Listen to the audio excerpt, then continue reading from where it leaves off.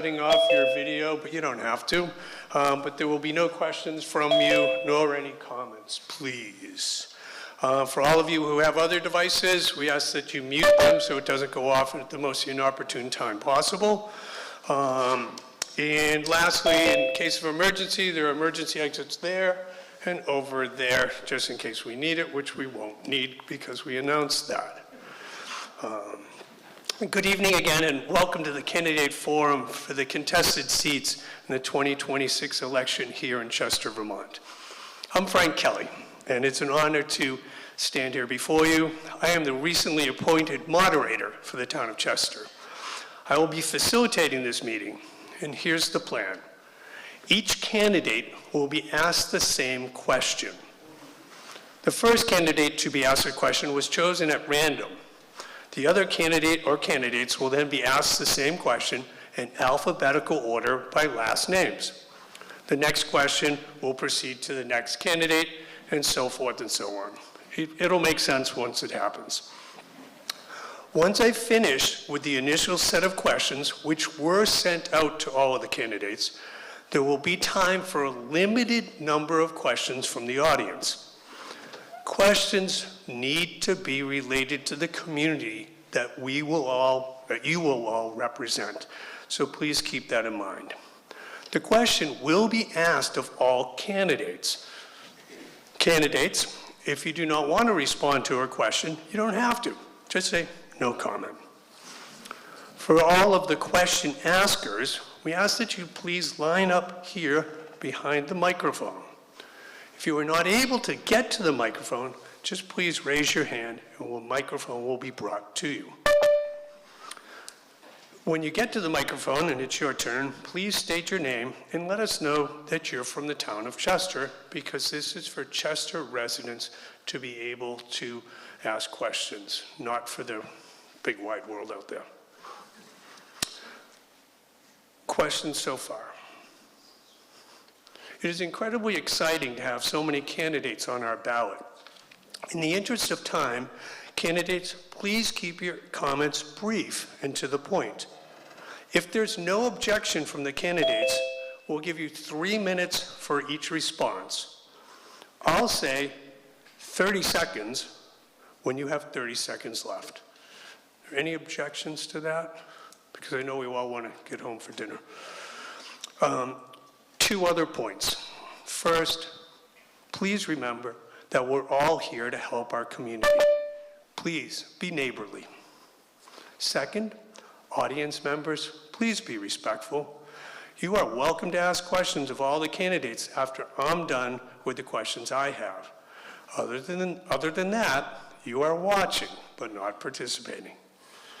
And again, for those of you on Zoom, you're welcome to watch, yet you will not be able to ask questions or comment. Any questions on that? Hearing none, can I have the candidates for the trustees of the Whiting Library please join us here in front of the audience.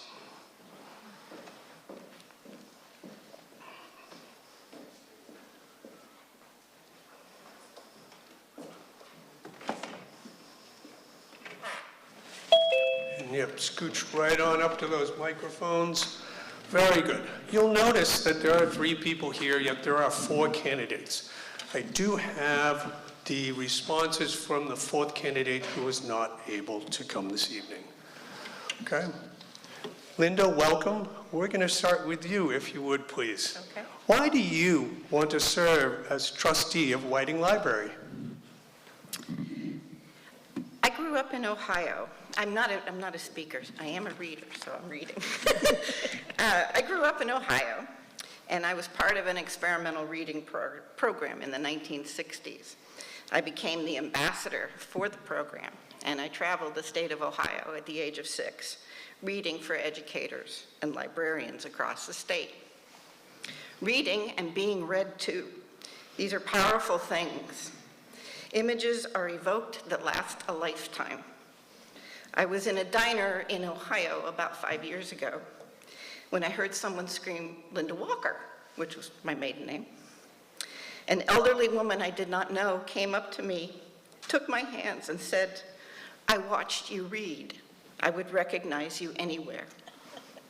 Reading was everything to me. Words opened worlds and gave me glimpses into people and culture I otherwise could not access as a child. I spent all my free time in the library, and by third grade, I had read the children's section. The library wouldn't permit me to take books out from the adult side, so my mother marched me down there with a letter for the library, authorizing them to let me check out anything I wanted, anytime I wanted within the library. I spent summer afternoons cataloging the books and the card catalogs for the following school year. And in high school, I worked in the library for 2 hours a day. People have teachers' pets. I was the librarian's pet. When I had children, I turned to the library to learn how to make animals and sew costumes, to knit and crochet. When we acquired sheep and llamas, library. When I started my business, library. And when I had to defend my business in trademark court and could not afford an IP attorney, library. When we moved to Chester, my first stop was to acquire a library card.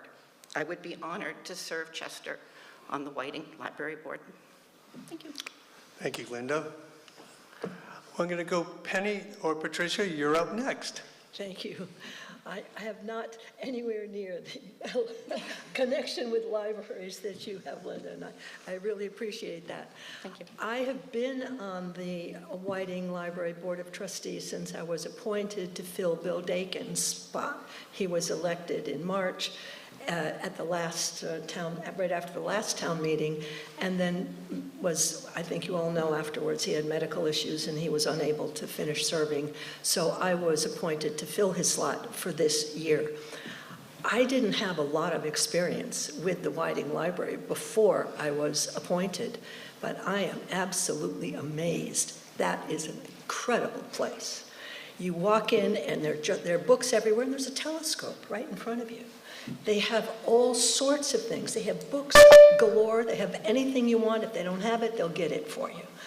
It's beautifully run. The people there are friendly as all get out. They know what's going on. They're really helpful. We've been, I think you may have heard, I've seen in the paper too, that we're shorthanded right now. So we trustees have had to step in and actually work in the library. And it's been fascinating to find out how it works.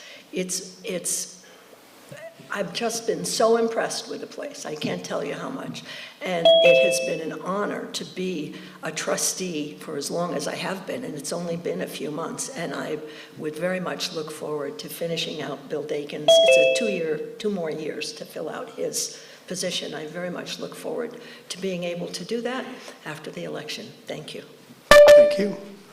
Over to you, Matt. Why do you want to serve as a trustee of Whiting Library? Well, I've been serving as a trustee for the Whiting Library for the past 3.5 years. I've served as chair and I'm currently serving as chair. We'll see if that continues come March after the elections.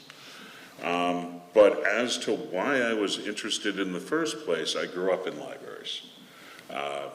I spent 1st through 3rd grade every summer, 4 days a week, because I think that's how my grandmother let me, reading in a carpeted clawfoot tub in the Springfield Library.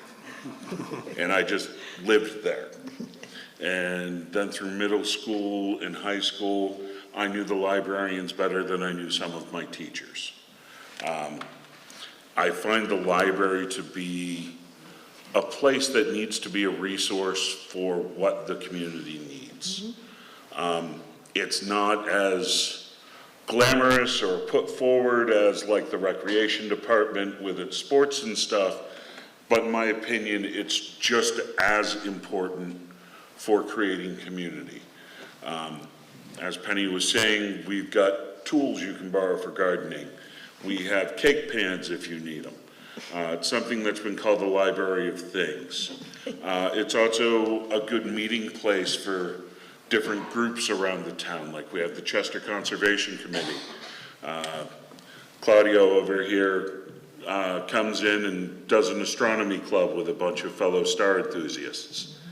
There's a book club for reading various things. So it's providing that kind of thing for the community that I'm really enjoying, finding new ways to let the community learn things, experience things. Very good. Thank you. As I mentioned, Polly Montgomery is not here this evening, was not able to attend, but she has sent in a written response. This is her response. I have always been a reader and someone who uses the local library for books and information. I have enjoyed many programs at the local libraries and the places I have lived all over the country.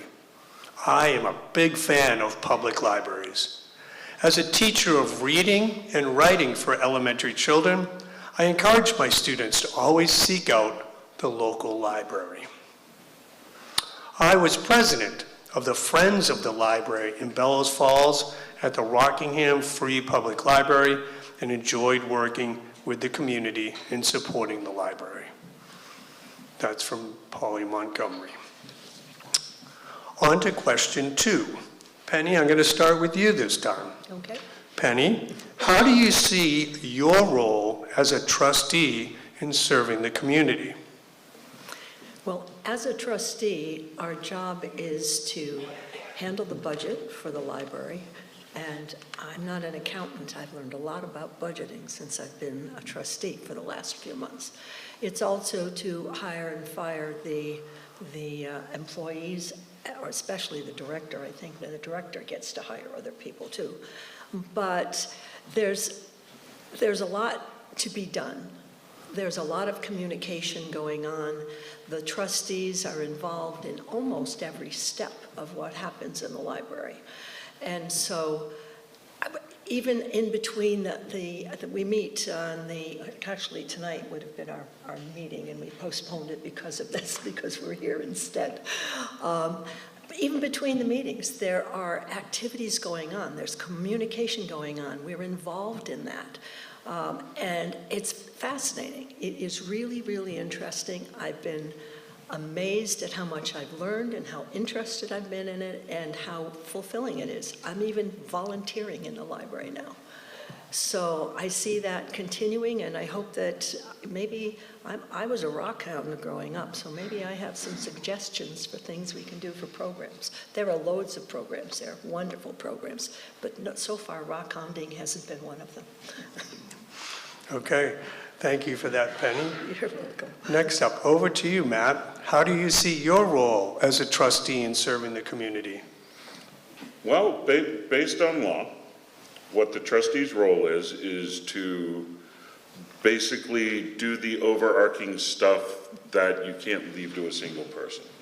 So we are there to set policies, set budget, make sure that the policies are fair and equal to all people in the community. One of the things we do is make sure we stick to the Library Bill of Rights. Yeah, that's pretty much the job. Very good. Thank you, Matt. Penny replied to the question of how do you see your role as a trustee in serving the community with the following. You don't mean Penny. Polly, sorry, I'm sorry, Polly. Polly said this: I will work with other members of the board in seeking the best for our Whiting Library and its role in the community. As a trustee and library card holder, I will be an advocate for the adult and children's programs offered by the library. I look forward to working with the trustees and the staff of the library to make it a place people look forward to visiting. And I will finish with you on this one, Linda. How do you see your role as a trustee in serving the community? For me, the heart and soul of a town is its library. Librarians excel at finding knowledge and resources. It is their superpower. And they do this while creating programming, designing classes for all ages, providing accessibility, bringing a community together, and providing anyone with a desire to learn on any topic the materials needed, and often are responsible for instilling that desire in the first place. If my presence on the board can help the library achieve those things, those incredible things, in any way, then I will have provided an amazing service to the people living in and around Chester. Thank you for that, Linda. At this point in time, if there are any questions from the audience for the trustees, the candidates for the trustees of Whiting Library, we ask that you step forward to the microphone.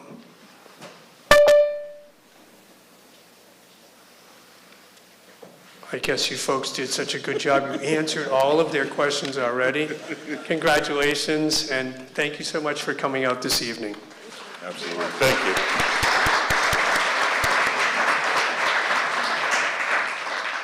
you. Next up, we're going to ask that the candidates for the Green Mountain Unified School District School Board to come and find their name tags that Ms. Hans is kind enough to put out for them. Thank you. Sure, it'll work. Yeah, sneak in.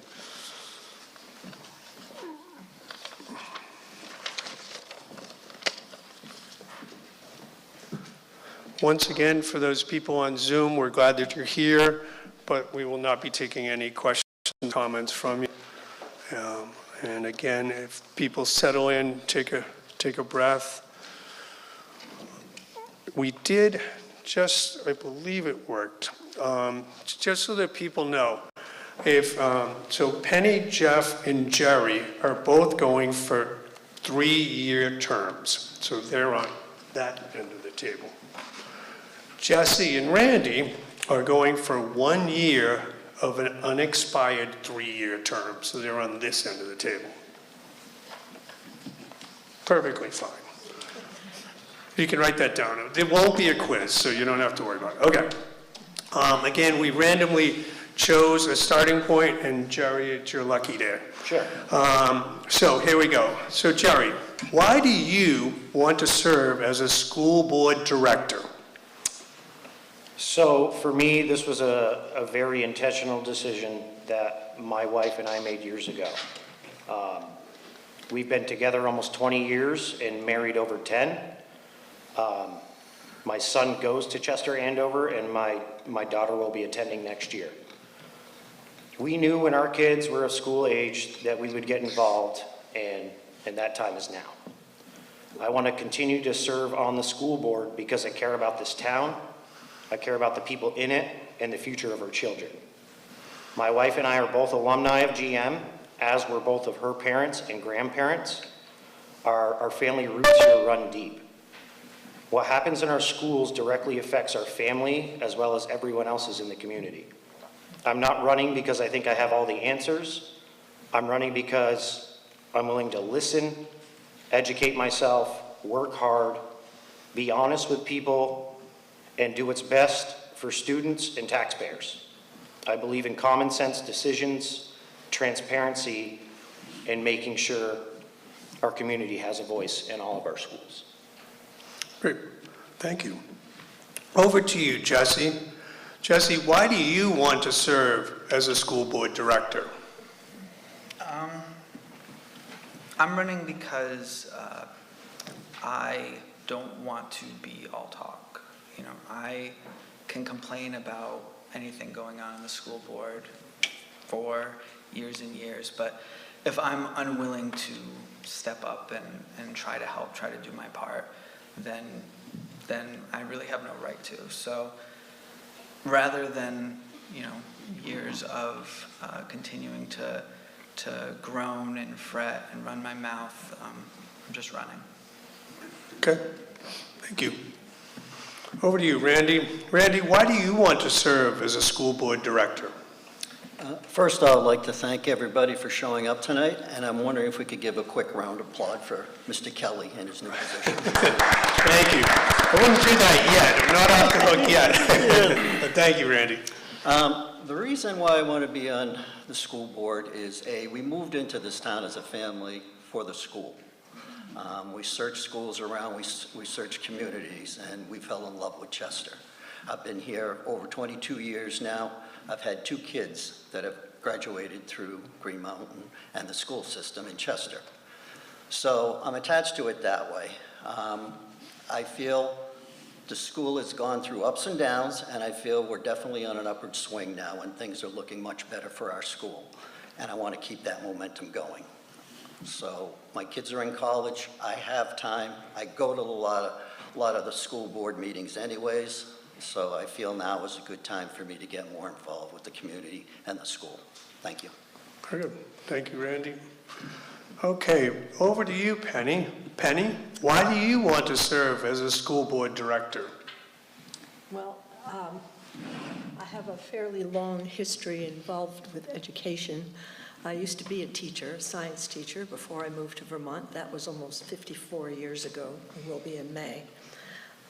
My kids were born here. They went to school here. My son over there graduated from GMUHS in 1999. I have always been interested in schools. You probably know that I was also a lawyer here in Vermont, in Chester, for 39 years. And for most of that time, I focused on family law. And I had a lot of experience with families and kids, breaking up families, having to deal with schools, and I got a big appreciation for what worked and what didn't work. I'm very interested in education in general. I also don't feel that I can just sit by and say that I don't think the school board is working well and not do something about it. And I'm not saying that it's the fault of the board. There are factors going on here that are really problematic, but they're not inevitable. They can be fixed. And I hope to be able to work with the board in a collaborative way, not in a political way. There's also history here that I think you are all well aware of. When I applied for the board to be appointed to the board, and it was deemed to be political. It's not political. It's about the kids. I'm very interested in the kids and what is the best thing for the kids. And I am also aware that we cannot afford to give the kids every single thing we'd like to do. There are financial restrictions. There has to be a balance. And as you know, we're facing some serious challenges with Act 73 and all the effect it's going to have. I respect the opinion of people coming here for the schools, but boy, these schools are in for a change with what's coming down the pipe that we don't have control over. We have to be able to go with the flow. We have to be able to work together. We have to be able to collaborate. I did a lot of that as a lawyer. I was even... 30 seconds. Thank you. I would be a collaborator on the board. I would be someone trying to find solutions and without politics, just solutions for our kids so that we can give them the best opportunities, get them the best preparation they can for life on their own after they get out of our school system. Thank you. Thank you. Over to you, Jeff. Jeff, why do you want to serve as a school board director? It's the pay. I want I'm sorry, I had to lighten that up. I'm really nervous. I'm not people who know me, I'm a man of few words, and saying words in front of public really, it's not me, but I'll do my best. Thank you. I've been on the school board since my oldest first started school. That was 18 years ago. I'm the longest serving board member, and I bring a lot of experience and historical knowledge to the board. Given the challenges that school boards are and will be facing in coming years, I believe my experience will be very valuable. And I also just like doing it. It's a way I've been able to contribute and be involved in the community. Great. Thank you, Jeff. The second question is going to start with you, Jesse. Jesse, what do you see as the biggest issue facing our school district And how would you work to resolve that issue? Well, two issues immediately jump to mind. One is the PCBs. I mean, I think the high school is doing the best that they can, but, you know, where's that state funding that was promised? It's been, I think, 5 years since that act was passed, and, you know, where is it? How long are we going to continue to have to make do with these Band-Aid solutions? And how much worse is it going to get in that time? I think the second problem that I see is the Act 73. You know, is it actually going to happen? Who knows? I tend to agree with Superintendent Millington that probably the legislature doesn't have the stomach to force the issue. And if it does, you know, what's the actual timeline? They say 2009, they say it's going to be a 4-year transition. Is it actually? But at the same time, we don't want to be caught flat-footed, you know, in addressing that. So as far as solutions go, for the PCBs, I'm more than happy to make that my pet project. I will bug Tom Charlton until he makes it his just to shut me up. And then as far as Act 73 goes, I believe that's going to be an upcoming question, so I'll save that response for then. Okay, thank you. Over to you, Randy. Randy, what do you see as the biggest issue facing our school district? How would you work to resolve that issue? I think there are two of them. Definitely Act 73. There's going to be a lot of turns and twists with that coming up. And I feel we should be more proactive with that and do all we can ahead of it before it hits us and we have no say in the matter whatsoever. And there's a lot of uncertainty, but it's coming and we have to face it. And some choices are going to be hard, and I'm prepared to work in trying to solve these problems. The other issue that I'm concerned about is the low volume of students that we have in some of the schools. We have to find a way to bring in more family and students to our schools and our community. I feel that's going to be the only saving grace for us with taxes. We can cut things here or there, but I think it's just going to make a very little impact. We have to raise the tax base, and we have to bring families and students to our schools. Thank you. Over to you, Penny. Penny, what do you see is the biggest issue facing our school district? How would you work to resolve that issue? Well, in my answer is twofold here. I agree that PCBs are a huge issue. I was shocked to discover how bad they are here. And we were promised funding from the state to fix it, and that funding is not available now. So one of the things I want to do is maybe move 6th grade into the high school, but they can't do it because there aren't PCB-free spaces for younger kids. They put in filters and that sort of thing, but it's not enough. The PCBs are in the walls, the floors, the window caulking, they're everywhere. And that, we have to fix that somehow. And there's no funding for that, so I don't know what the option is going to be, but I think we can advocate for that, and I'm all for talking to Tom Charlton and our senators and everybody else we can talk to about getting the funding to fix the PCBs. I'm also very concerned about the governance of our board.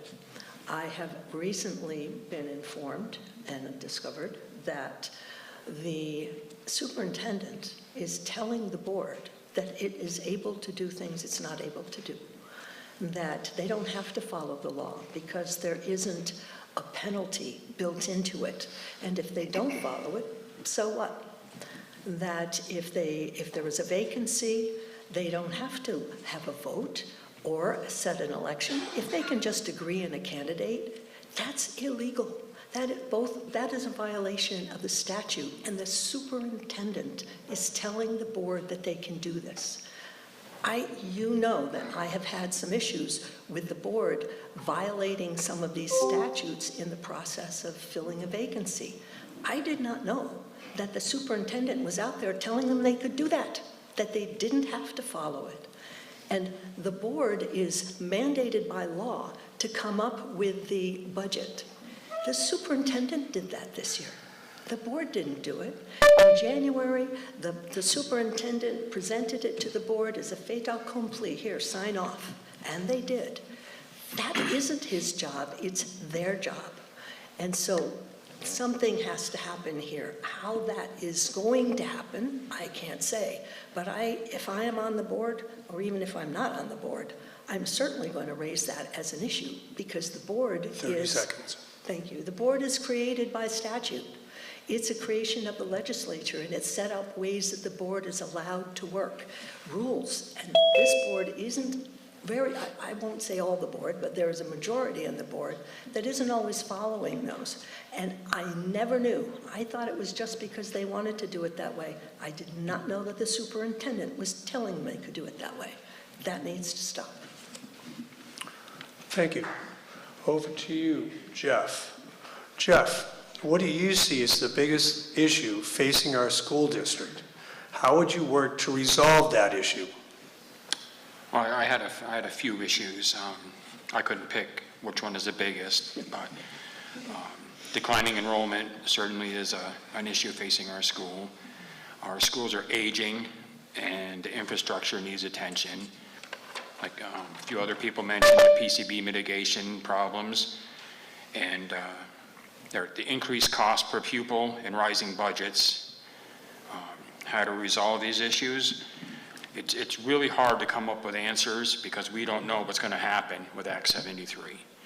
We don't want to commit to huge expenses when we don't even know if we're going to be here next year. One major thing I'd like to bring to the board for consideration is increased academic offerings, such as more honor classes, classes that focus on the trades. This could help keep students from moving to other schools and institutions. Thanks, Jeff. And Jerry, back to you. Jerry, what do you see as the biggest issue facing our school district? How would you work to resolve that issue? So for me, the biggest issue is Act 73. Everything we do, all the money we spend, everything revolves around what the state is going to do with Act 73. What it may mean for our schools and our community, we don't know. As a board member, I will work to resolve this issue simply by being transparent and by helping to make it less confusing for everyone, as it's going to be changing every day.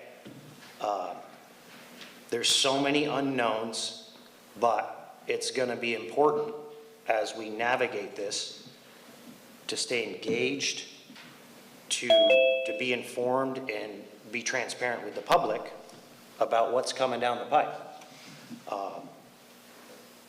As a board member, I will continue showing up, asking those tough questions, and working to get clear, accurate information so that we can make thoughtful decisions for our students and families in Chester. My focus will be on steady leadership and making sure our community understands what those changes are, what that might mean for our schools, and how it'll affect our kids and taxpayers.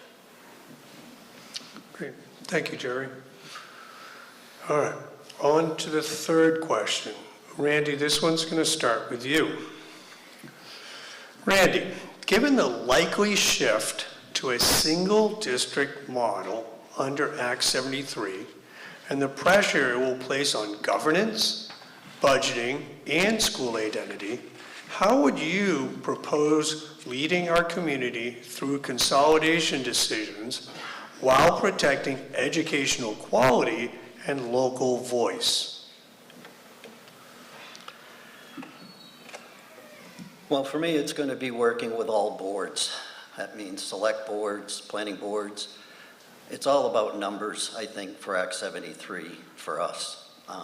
We have a lot of positive things that our community and schools have to offer. I'm hoping the day doesn't come where we have to make these tough decisions to think about closing schools. But if it does, I'll be prepared to listen to all the facts, all the information, and make an informed decision and not something from just the gut. These are unpredictable things that are going to be coming at us. But like I say, I'm vested in this town, I'm vested in the schools, and I'll make the best decisions I possibly can. Thank you. Over to you, Penny, for this third question. Penny, given the likely shift to a single district model under Act 73 and the pressure it will place on governance, budgeting, and school identity, how would you propose leading our community through consolidation decisions while protecting educational quality and local voice? Well, I think that everyone here is unanimous in saying that Act 73 is really going to shake things up. And we don't have any control over those decisions. They're being made in Montpelier, and they're going to be handed down to us. And there is a schedule. They're supposed to hand those down by the beginning of July this year. We're supposed to know what it is. By November of 2027, the new boards for all these consolidated districts are going to be elected, and they're supposed to have all the districts up and running at the beginning of the 2028 school year. And that's frightening. That is a huge change to make. We can't control a lot of that. They want districts with 4,000 to 8,000 students. That would take up most of southern Windsor County and then some. And we're going to be a small cog in that. I think the best way we can protect ourselves is to make our schools as good as they can be. We are the only high school in our district now, in the whole Two Rivers Supervisory Union. It's here, it's Green Mountain. If we make Green Mountain a very good place to be, they're going to want to keep Green Mountain. And CAES is already full. They want to add an addition to it. It's not like we have too few students. We make these schools good. Well, they are, I'm not saying they're bad, but we make them as good as they can be so they are attractive and people want to come here. They aren't going to close our schools. They're going to bring other people to us, I hope. I think that's probably, right now, that's the only local control we have. Once these new boards are put together, I mean, right now, Chester has 6 people on the Green Mountain Union School Board. We'll be lucky to have 1 on this new unified school board that covers 8,000 students. We have a little over 500 students in this district, in the whole district. So we're going to have a lot of adaptation to do. But if we make ourselves desirable, we want other people to come here, we're going to be able to protect this. Nothing's going to happen to our community. We're going to be a community. We're going to support our schools no matter what. We won't have the control we have now. That's inevitable. That's one of the purposes of this, is to eliminate local control and give it to the state. So we need to do what we can right now.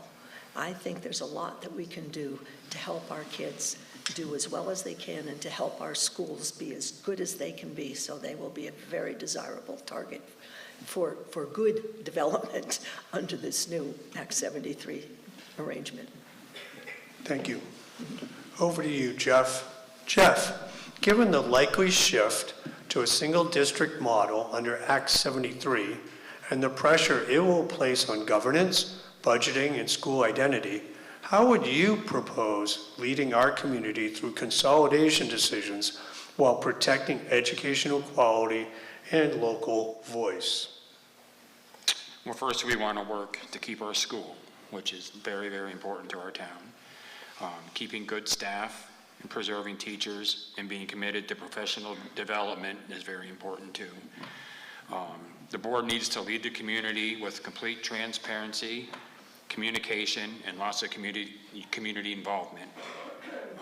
We can do that through open forums, which I'm hoping we can find a way to get more people to come to or join, because I think that's really important. We need to make sure that there are open lines of communication with the board and administration. We also need to make sure we respond to concerns that are brought to us. We should keep all communities involved in conversations, and we have to make sure to keep focused on the district as a whole and not individual communities. Thank you. Over to you, Jerry. Jerry, given the likely shift to a single district model under Act 73 and the pressure it will place on governance, budgeting, and school identity, how would you propose leading our community through consolidation decisions while protecting educational quality and local voice? For me, this answer kind of echoes the answer I just gave. If Act 73 moves towards consolidation, my focus would be pretty simple. Protecting our kids' education and making sure our communities all still have a voice. For me, big structural changes can't come at the expense of what's happening in the classroom or the identity of our local schools.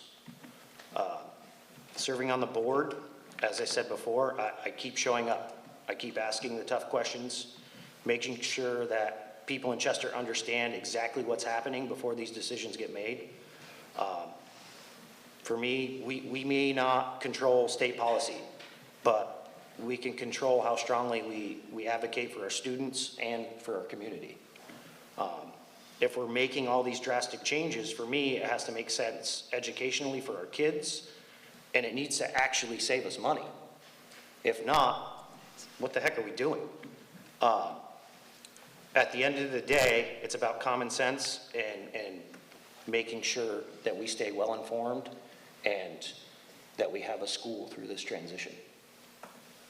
Okay, thank you. Over to you, Jesse. Jesse, given the likely shift to a single district model under Act 73 and the pressure it will place on governance, budgeting, and school identity, how would you propose leading our community through consolidation decisions while protecting educational quality and local voice?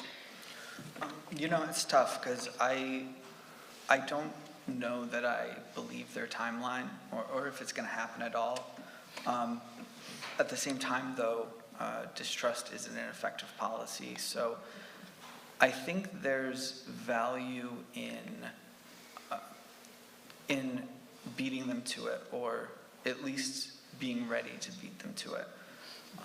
I think maybe a route we should consider is reaching out to other school boards we think we could work with, talk about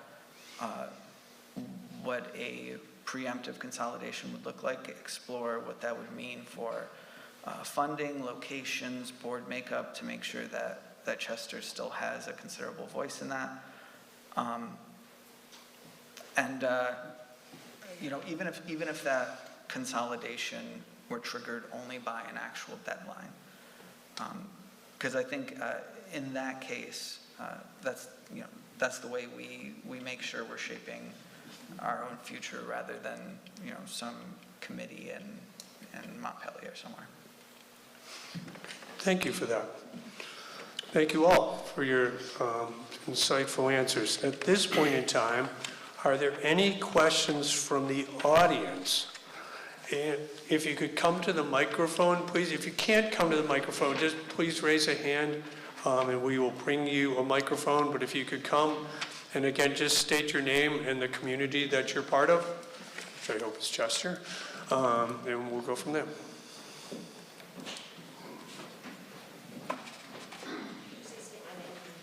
And where you're from. Ann Henshaw. Ann Henshaw? It's not on. Just 1 second. I can be loud. Hi. Okay, Ann Henshaw, Chester.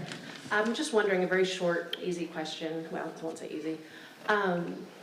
There's going to be some changes in special education funding and service delivery systems. I would like to know what you envision an inclusive classroom or an inclusive district would look like. Let me make sure that I have that question. It's going to start with you, Penny.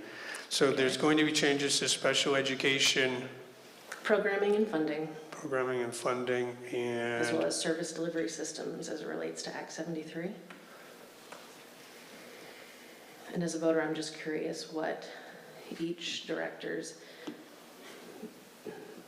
kind of picture of what an inclusive classroom or inclusive district would look like. 1 second, I'm almost there. Thank you. Thank you. And I'm going to repeat the question, and you can tell me if I got it wrong. So here we go. Penny, I'm starting with you. Penny, there's going to be changes to special education programming and funding and service delivery systems. What would an inclusive classroom or system look like to you? Okay, well, a classroom and a system are dramatically different, so I'll start with the classroom. I think that service for the kids with special needs is absolutely critical. We have to do it. We are mandated by law to do it. We're also mandated by moral responsibility to do it. These are our kids, and we need to take care of them. And we need to give them what they need. And if it's hard to come up with that because we've lost some federal funding for that. There's no more federal funding for professional development for people who work with kids with special needs. And somewhere we're going to have to come up with that because we need that. It's essential. The district, it has to be district-wide. It's not going to be one school or the other. There may be, in all of this consolidation type of thing, maybe there is a way to provide special services for special kids. Maybe you can consolidate that into one fairly local school. It doesn't have to be in every single school if we can consolidate and get the services that the kids need.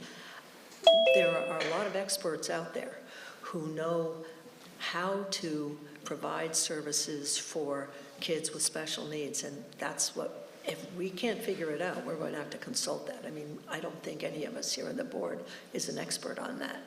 Or any of the candidates, including myself. We're not experts on this, but there are experts out there that we can consult, and it's critical that does not give up on DEI as the Trump administration did. It is mandated that we provide these services for kids who need them, and we're going to do that. We'll do whatever it takes to do that. Thank you for that. Moving along, you're up next, Jeff. Jeff, there's going to be changes to special education programming, funding, and service delivery systems. What would an inclusive classroom and/or system look like? I'm not sure I really understand the question, but as board members, we have limited control over special ed, but we do work to make sure these kids get what they need. Like I said, I've been on the board 18 years, and we've never once said no to anything special ed brought to the board. We've voted everything in, and we've spent a lot of money on it, and it's well-deserved. Okay. Thank you, Jeff. Over to you, Jerry. Jerry, there's going to be changes to special education programming, funding, and service delivery systems. What would an inclusive classroom and/or system look like? Well, again, kind of echoing my last few answers is we don't know. We don't know what changes are coming, what exactly that means, the details of that. And to Penny and Jeff's points, none of us up here are experts. And like Jeff said, we, in our capacity as the board, have very limited ability to make decisions when it comes to special education and how the funds get spent. I'm all for supporting our special needs kids just as much as the other kids. Whatever we need to do to support that, I'm all for. But in answering that question, because we're not experts, I think this leads back to everything else I've been echoing about involvement from the public. We have a lot of smart people in this community and in this district, and something like that, I think, asking the questions at open forum or, in a public setting where we can get feedback from people who know much more about it than we do, and build a clear and concise answer there, makes the most sense. Thank you. Over to you, Jesse. Jesse, there's going to be changes to special education programming, funding, and service delivery systems. What would an inclusive classroom and/or system look like? I think I'm going to echo something Penny said, which is at a base level, I think that that's something where I would not want my own impressions of what that should look like, what best serves those children to fail them. So in that case, as far as what the programs, the classrooms look like, I think that we should get involvement from people who know how best to serve that environment. And I think that as far as the funding and whatnot goes, I don't know what the state intends for that to look like, but I know that we can't fall short. So whatever we'll have to do, we'll have to do it. Great, thanks. And Randy, to you. Randy, there's going to be changes to special education programming, funding, and service delivery systems. What would an inclusive classroom and/or system look like? I'm going to give you my opinion at this point. If I was elected to the board, that may change with more information that I see and read and understand. But right now, some of these students, it's $150,000 to $200,000 annually that they're receiving for money. And I'm not so quite sure now that they're getting the full benefit of that amount of money. I kind of agree with maybe a dual school, keeping them involved in the local school community for activities and other programs and some schooling, but I also at this point feel that there should be a school that really dedicates the needs that they need and the education that they received from it. So right now, that is my opinion on this. Thank you. Okay, thank you all for that. Are there any other questions from the audience? Yes, please, and we again just state your name and the town you're from.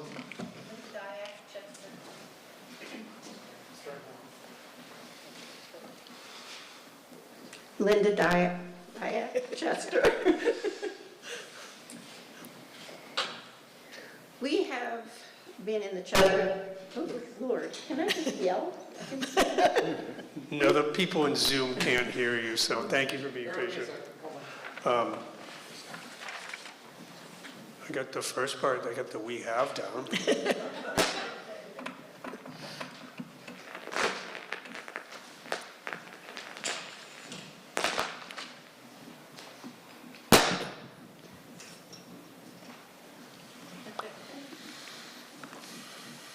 My family was put through hell in Vermont school systems with bullying.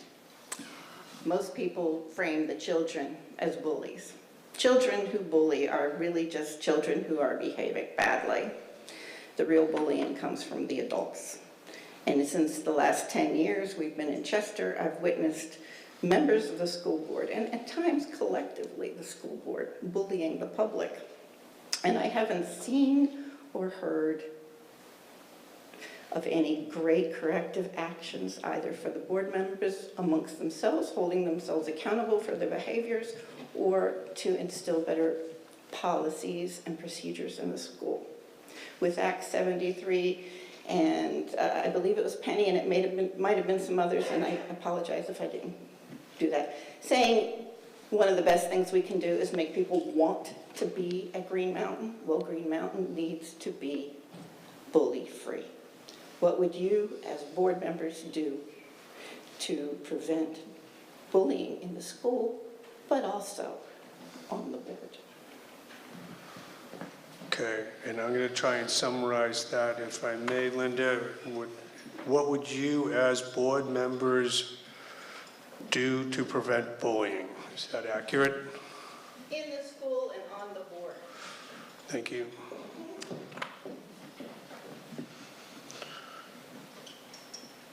Schools and on the board, okay. Sorry for taking a few moments, but I do want to make sure we get it right. Okay, Jeff, I'm going to start with you on this one. Jeff, what would you, as a board member, do to prevent bullying in schools and on the board?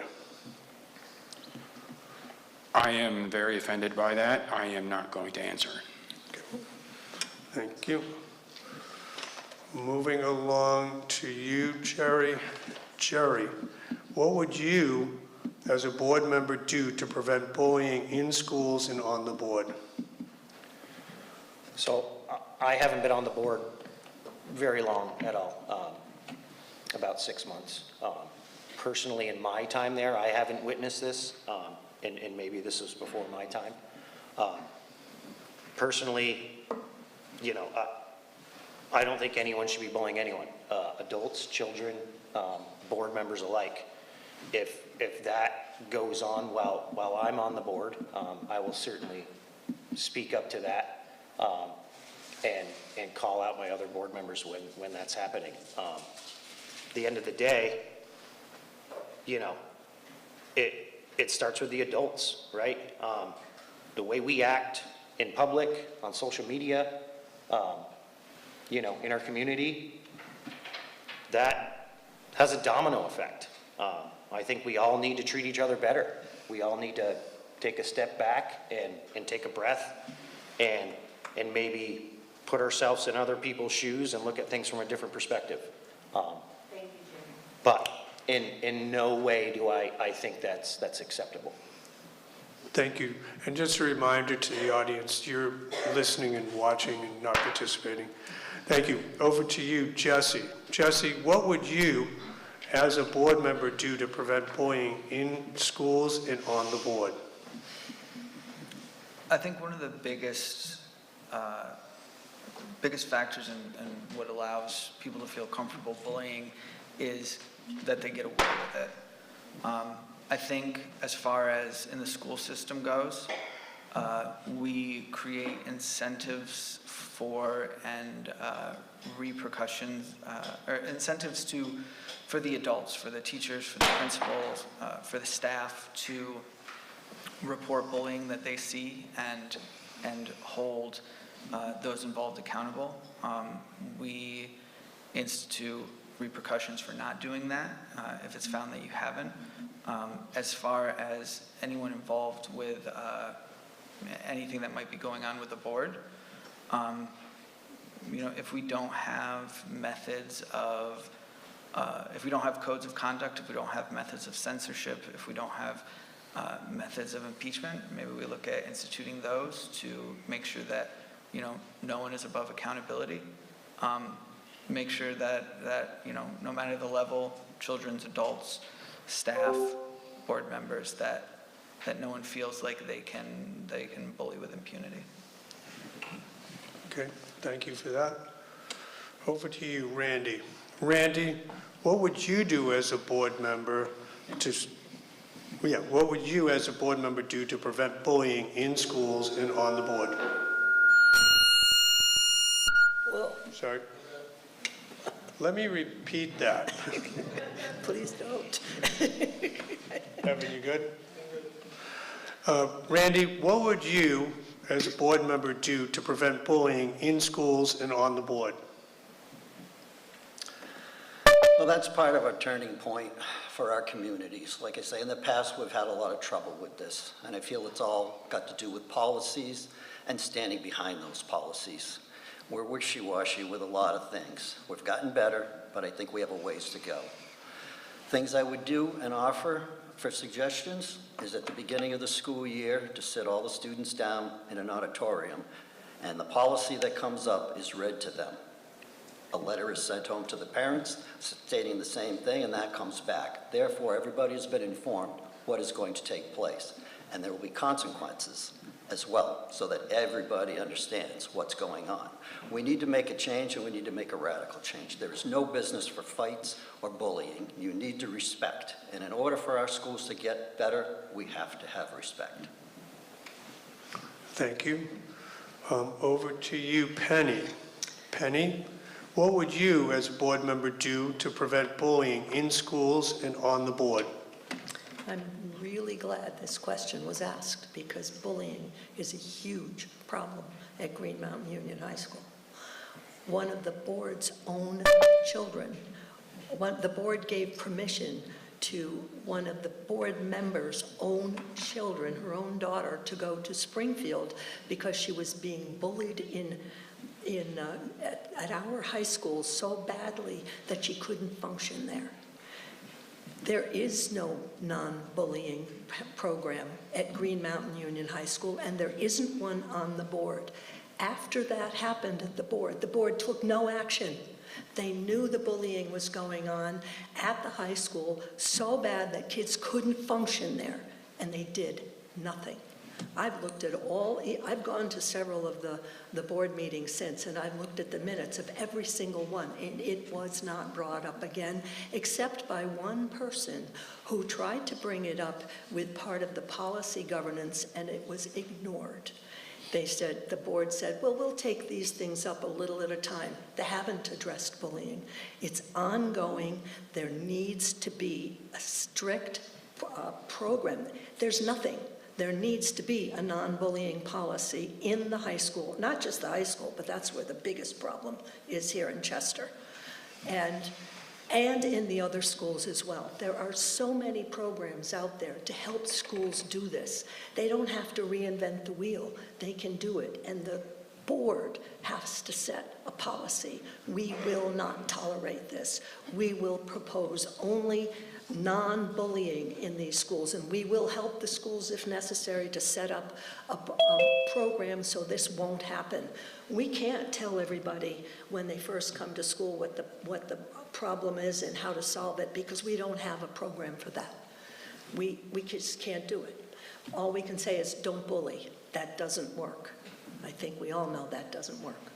There needs to be a real effort by the school system and by the board to do that. It hasn't happened yet, and it needs to happen now. Thank you all. Thank you, audience. Are there any other questions from the audience at this time? There is one other question. Again, thank you for the folks in Zoom for just watching. Again, as you step to the microphone, just state your name and what town you're from, please. Hi, Lynn Smith from Chester, and I just wanted to know what's going to be done about the PCBs in the school. Okay, thank How are you. we going to get people to be attracted to the school if nobody wants to be in there? Just real quick, Lynn, before you go away, are you asking a question about PCBs and then attracting people to the schools, both at the same time? I think it kind of goes hand Yep. in hand. Okay, so, and correct me if I'm wrong, Lynn, so what will be done about PCBs and therefore attracting people to our schools? Is that accurate, Lynn? Anything you say, Frank. Thank you. All right. I think we are, let me just check notes. I believe we're back to you, Jerry. Jerry, what do you think will be, or excuse me, what will be done about PCBs and therefore attracting people to our schools? This is a difficult question that I don't think there's an easy answer to. The state promised us money, and they're not giving it to us. Taxpayers are strapped. It's gonna cost millions and millions of dollars to remedy this issue. We've been promised possibly a portion of the funds. We don't know when we would see that, or if we would see that at all. So again, we would have to get together as a board and maybe bounce this off the public, because if we're gonna fix this, it's gonna cost money, which is, it's gonna hurt all of us. I agree it needs to be done, but I don't think there's an easy answer to that question. Thank you for that. Over to you, Jesse. Jesse, what will be done about PCBs and therefore attracting more people to our schools? I think, from what I understand of how much it's going to cost for full remediation, I think it has to be state funded. I don't think we can carry that burden on our own to any effective level. I think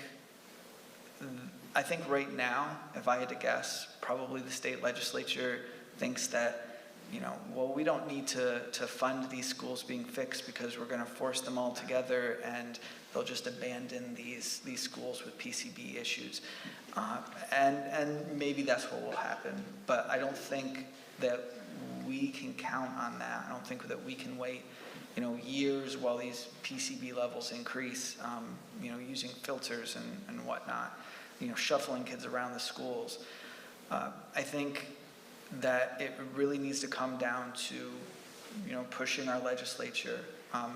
As I said before, I'm happy to make that my pet project. I'm happy to bother whoever I need to bother until they make it theirs and get something moving, get some kind of funding for us to, if not completely renovate, the areas that need to be renovated, maybe get us some kind of structures that we can, use as temporary classrooms and not continue going the way we have with, like I said, these Band-Aid solutions that aren't doing much in the long term. Thank you. Over to you, Randy. Randy, what will be done about PCBs and therefore attracting more people to our schools? Well, I'll start with a little bit of the good news. The good news is they've identified where the PCBs are in the caulking, around the windows, on the concrete, and in some of the floors. So at least they've got it identified and we know the specific areas. The other good thing is we've got filters, which is handling the job pretty well now, but that can't go on indefinitely. So I feel that definitely we've got to hit our state reps and legislator to help us out with this, because the cost that they gave at one of the board meetings was around $20 million to fix it. And that's a lot of money just to bring the school back to where it was. That's not going to attract people unless we fix this problem. So we're going to, as a community, as many communities, are going to have to hit our politicians and summon them to find some money somewhere. And I don't think a secondary tax somewhere that comes out of our pocket is the answer either. I think it's got to come out of the lottery. It's got to come out of the alcohol, tobacco. That should be helping us with our schools. So we've got a lot of work, and we as a community have to decide if that $20 million is an investment we want to make in these schools. I happen to feel it is. I want to think forward. I want to think we can get through this, and I think we can come away with a really great school. But we got some tough decisions to make ahead. Thank you. Thank you. Down to you, Penny. Penny, what will be done about PCBs and therefore attract more people to our schools?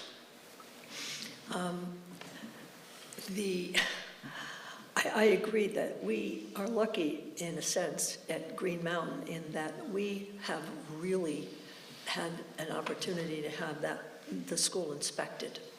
And they know where the PCBs are. The problem is they're virtually everywhere.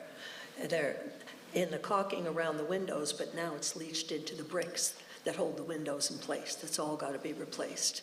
They're on the adhesive that holds the carpeting to the floor. They're in the carpets and the floor. They're in the paint they're under the paint in the walls. And there was $9.6 million earmarked by the state of Vermont for 6 schools, one of which was Green Mountain Union High School, and that has disappeared, and there's no explanation for that. There is I'm not sure it's a bill, there's a proposal, and I don't know if it's in a bill form yet, in the legislature to stop looking for PCBs because we don't know what to do with them when we find them. There's also a state statute that says that every single public building has to be checked for PCBs. So we've got our laws maybe fighting each other. The problem is money. I don't know where we're going to get it, but certainly the taxpayers can't afford to pay for that. There's no question about it. And I agree, you're not going to be able to get more and more people at Green Mountain if they can't be there safely. But are they going to go, where are they going to go? They're going to have to go somewhere. They're in schools now that haven't even been checked for PCBs, and they don't even want to do it anymore. This stuff is deadly. We have to get it out of our schools. we're going to have to, I agree, we're going to have to bug our representatives, and we're going to have to be the squeaky wheel and make darn sure that they make this a priority, because these are our kids' lives. How do you think I felt when I found out that my son started at Green Mountain in sixth grade? He was in one of those years. He went 6 through 12. He was there for 7 years. We didn't know about it then. And there's nothing we could do about it. So far, so good. But it can't go on that way. We have to have the money to deal with these PCBs. For us, it's here. And it isn't so much in the elementary school, it's in the high school. But it's a statewide problem. 30 seconds. And there needs to be a statewide solution. Thank you. Thank you. Jeff, what will be done about PCBs and therefore attract more people to our schools? We just had the company come and give us a presentation maybe two meetings ago and gave us, I think, 3 options. Like Randy said, one of them was, the most expensive one was $20 million, and that's removing all the bricks and everything. And the first one was a lot less money. And it's just basically, I think it was just pretty much painting over stuff and removing caulking. But what we need to do is we need to get a hold of our legislators and push them and push them and push them, because the money's already been spent that was awarded to Vermont, and Green Mountain, I think, got nothing. Maybe once this new board gets formed, there's a committee bill for PCBs, and somebody takes lead on it, maybe even seeing if we can get grant writers to write grants for it. I don't know if there's federal grants for it or not. Okay. All right. Thanks, Jeff. And thank you all for that answer to that question. At this point in time, are there any other questions from the audience for our school board candidates? Seeing none, thank you all for your insightful answers. Well done. You're off the hot seat in some cases. All right. In just a few moments, the select board candidates are going to come up. Julie's going to get them into their assigned seats. Take a stretch break if you haven't. Thank you, Randy. Thank you, everybody. Take a stretch break if you need to, want to. But it'll be like a minute, as long as it takes Julie to get out the pieces of paper. Yeah, I'll stall.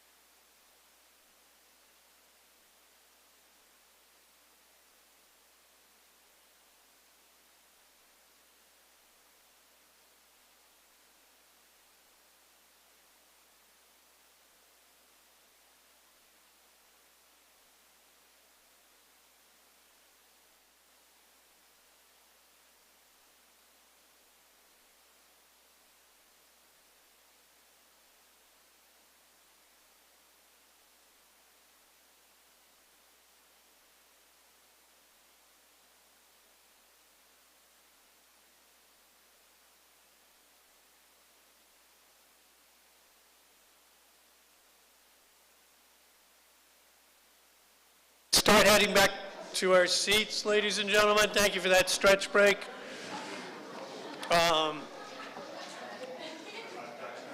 As our candidates for select board get settled in, just a quick, so you can see the lineup.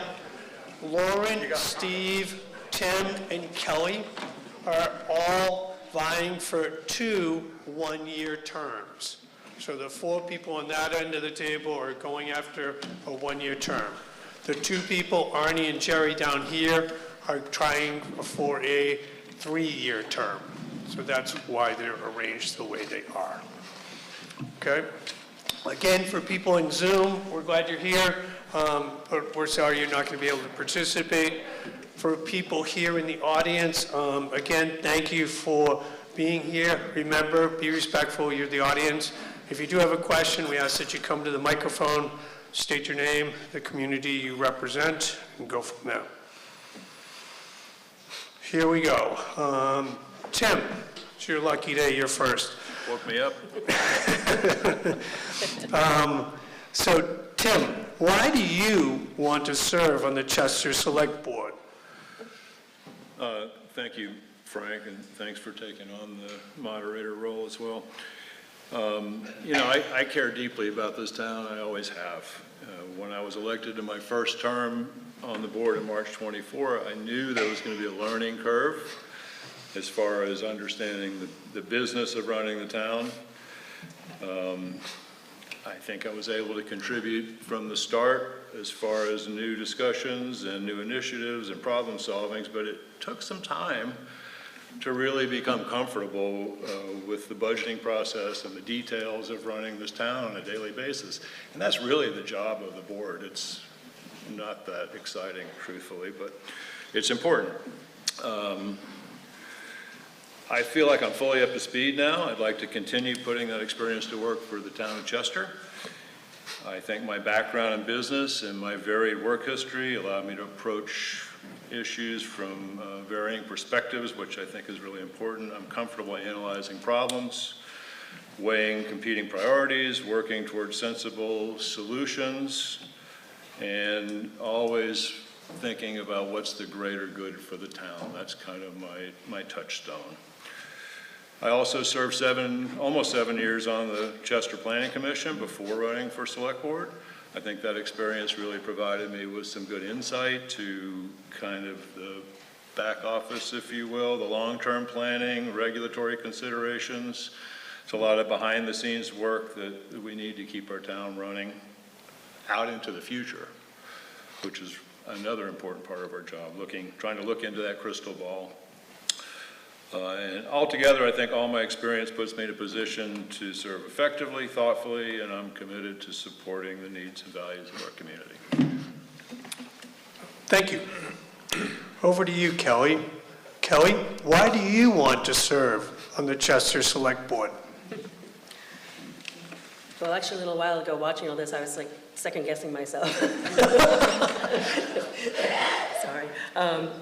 I retired from teaching high school a couple years ago with 33 years of educational experience, and it was way easier to talk to the high school kids than to be in front of a group like this. I'm currently doing the bookkeeping for our family business that has been in Chester since the 50s. I have many years' experience in the service industry, like HCRS, like respite care, case management, that type stuff. And I put myself through college while I was working mostly full-time. I had high school jobs, college jobs, all that type of stuff, so I did a lot of stuff. While I was teaching, I was a co-coordinator of Bellas Falls High School Freshman Academy for close to 20 years. I managed summer school and the extra help programs, and was a member of the teachers negotiation team for 2 cycles.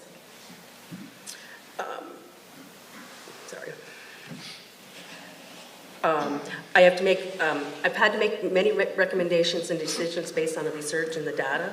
And as I said, I am now retired, my kids are grown up, and somehow I thought this was a good idea.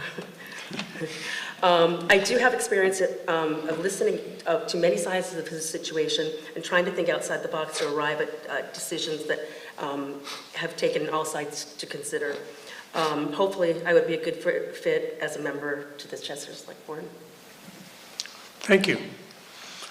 Over to you, Arnie. Arnie, why do you want to serve why do you want to serve on the Chester Select Board? Well, I want to continue serving on the Chester Select Board. I have been serving for approximately 14 years.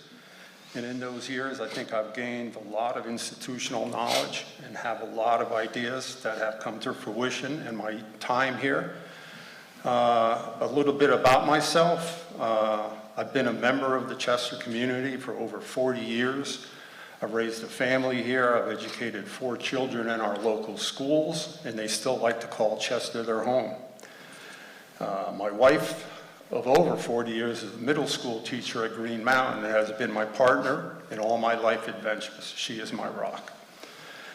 We have run 2 successful businesses in town, together as innkeepers and myself separately as a plumbing contractor. I think I've been in almost all the basements in this town over the years. And I've met a lot of people and had a lot of conversations because of that. I've also worked for the town of Wyndham Highway Department for 3 years, plowing snow and blizzards, so I know what goes on in the highway department, and I have a unique outlook when it comes to that. I've spent many years in the inner city as a police officer, and that part comes in extremely helpful when we as a board, since there's 5 of us, discuss the department, the police department, and all the needs and the concerns that they have.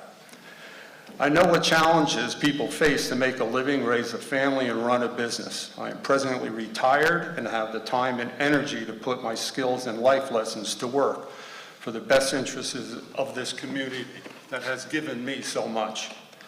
My father, who was a first-generation immigrant, taught me hard work, community, and compassion for my fellow man were essential for a good life. He was right.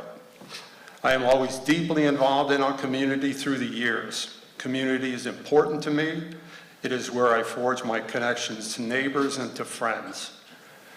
Over the years since I've been here, I've been involved with the Chester Chamber of Commerce when there was one, the Chester's Innkeepers Association, and at that time we had 25 members. That was a while back. I was on the elementary school board. I was on the high school board. I also went to Camp Kuwait and as a counselor with Mr. Kelly for quite a few years. And I was allowed to go only because I was on the school board. And those were some of the best years I had in my life, going to those camps. I love the Chester Conservation Committee, and I have a passion and deep connection to the outdoor recreation and the environment. And I also am a member of the Upstairs at Town Hall, a small group bringing music and cultural events to our town. I'm invested in this town. I love this town, and I love serving this town. I'm hoping to be re-elected to the Select Board to continue working on all the matters that are important to all the people of Chester. I feel I have demonstrated integrity, sound judgment, and a deep commitment to the residents of Chester. And I hope you consider for re-electing me again. Thank you. Thank you. Over to you, Jerry. Jerry, why do you want to serve on the Chester Select Board? I'm running for the Select Board because I believe you step up for the place that's been good to you. And Chester has been really good to me and my family. My wife and I both went to Green Mountain High School. That's actually where we met. Her family's been here for generations, and now our kids are 5th generation growing up here in town and going to our schools. This isn't just where we live for us, this is our home. Back around 2008, when my wife and I first got together, and I moved to Chester full-time from Londonderry, times were tough. I couldn't find steady work no matter how hard I tried. That put me in a position where I had to make my own. My wife and I decided at that time to start a lawn care company. At that time, we were poor. We didn't have much. We started with a rusty Jeep, an old push mower, and about 20 bucks in our pockets. I built that business the simple way. You show up when you say you will, you do the job right, you be honest, and you treat people fairly. In a small town like this, helping your neighbor still matters, and I believe is a core reason that our small communities are the way they are. Using that model is how I built my business and my life here, and it's how I would approach being on the Select Board. Now, almost 20 years later, I've built a family and a home here. I was able to do that because this community gave me the chance to make something of myself. I don't forget that. Sorry, I lost my train of thought. Chester's dealing with some real challenges right now. Rising costs, lack of housing, increased taxes and cost of living. I'm not running because I think I have all the answers. I'm running because I care about this town, I'm invested in its future, and I'm willing to put in the work. I want my kids and everyone else's kids and families to have the same opportunity to build a life here that I did, and that's why I'm running for select board. Thank you. Over to you, Lauren. Lauren, why do you want to serve on the Chester Select Board? So over the course of the first 20 years of my employment, I was a lawyer, an editor for West Publishing Company. If you ever notice those books behind Sam Waterston's head, I did work that filled some of those on Law and Order. I've been a small business owner. I ran a horse farm for several years in Wisconsin that I built from scratch into a viable business. I've also spent time for the last 20 years of my work experience in public education. I have taught English for grades 6 through 12 in public schools. I also taught at a university setting. And 8 years ago, I moved to Chester, Vermont to become the principal of Green Mountain Union High School, and then became the superintendent for the TRSU for 4 years. I have been blissfully retired since June of 2024. I have some envy for people who can talk about their lifelong and generations-long connection with Chester. My first connection with Vermont was when my parents sent me to summer camp at Camp Betsy Cox in Pittsburgh, which I went to for 6 years and knew that this was the most wonderful place on earth. And I spent 50 years being able to get back here. When I accepted that job and moved here, we bought a house on Main Street. And as a result of living in I've lived in 8 states and 2 countries, I know what else is out there, and I know why I've chosen Chester as my home. I know how wonderful this community is and why it is, as I thought it would be as a child, the best place to live. I have not been here as long as others, but I'm deeply invested in this community. I want very much to see it continue to be successful. And I think multiple perspectives are always valuable. It is important to have people in local government who have years and generations of experience. It's also important to have people who bring other perspectives. And I think my background, my skills, and my experience provide some of that additional perspective that I'm looking forward to being able to give back to this town that has given me and my family a great deal in these last 8 years. Thank you. Over to you, Steve. Steve, why do you want to serve on the Chester Select Board? Because I like Chester. And I'd like to see anybody that lives here or wants to live here prosper. Thank you, Steve. Over to you. I think we started with you, Tim, so very good. We're on to question number 2. This one's going to start with you, Kelly. Kelly, what do you see is the biggest issue facing Chester? And how would you work to resolve that issue? As I've thought about this, I'm really not running for a select board seat with a preconceived agenda. So in general, with some of the stuff that's been going on, I've been trying to get myself up to speed with a lot of it. I'd like to listen and learn how the town government works, how each department functions, and what each board is responsible for, and how the people involved work together for Chester. I'm a big picture person, so I'd like to see how things connect. I am committed to do the research of the issues that are brought to our attention, and I don't feel like I have any leanings or judgments or recommendations at this point with anything that's been going on, just because I don't feel like I know enough at this point in time with all the different things that are, with the irons that are in the water, in the fire. I don't know the complete picture.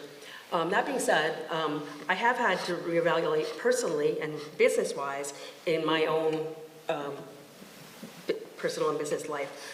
I've had to look at my finances, had to look at insurance costs, had to look at all the stuff that's really, really up there for people, especially since retiring. It's got a lot difficult, so I know how that is for a lot of people.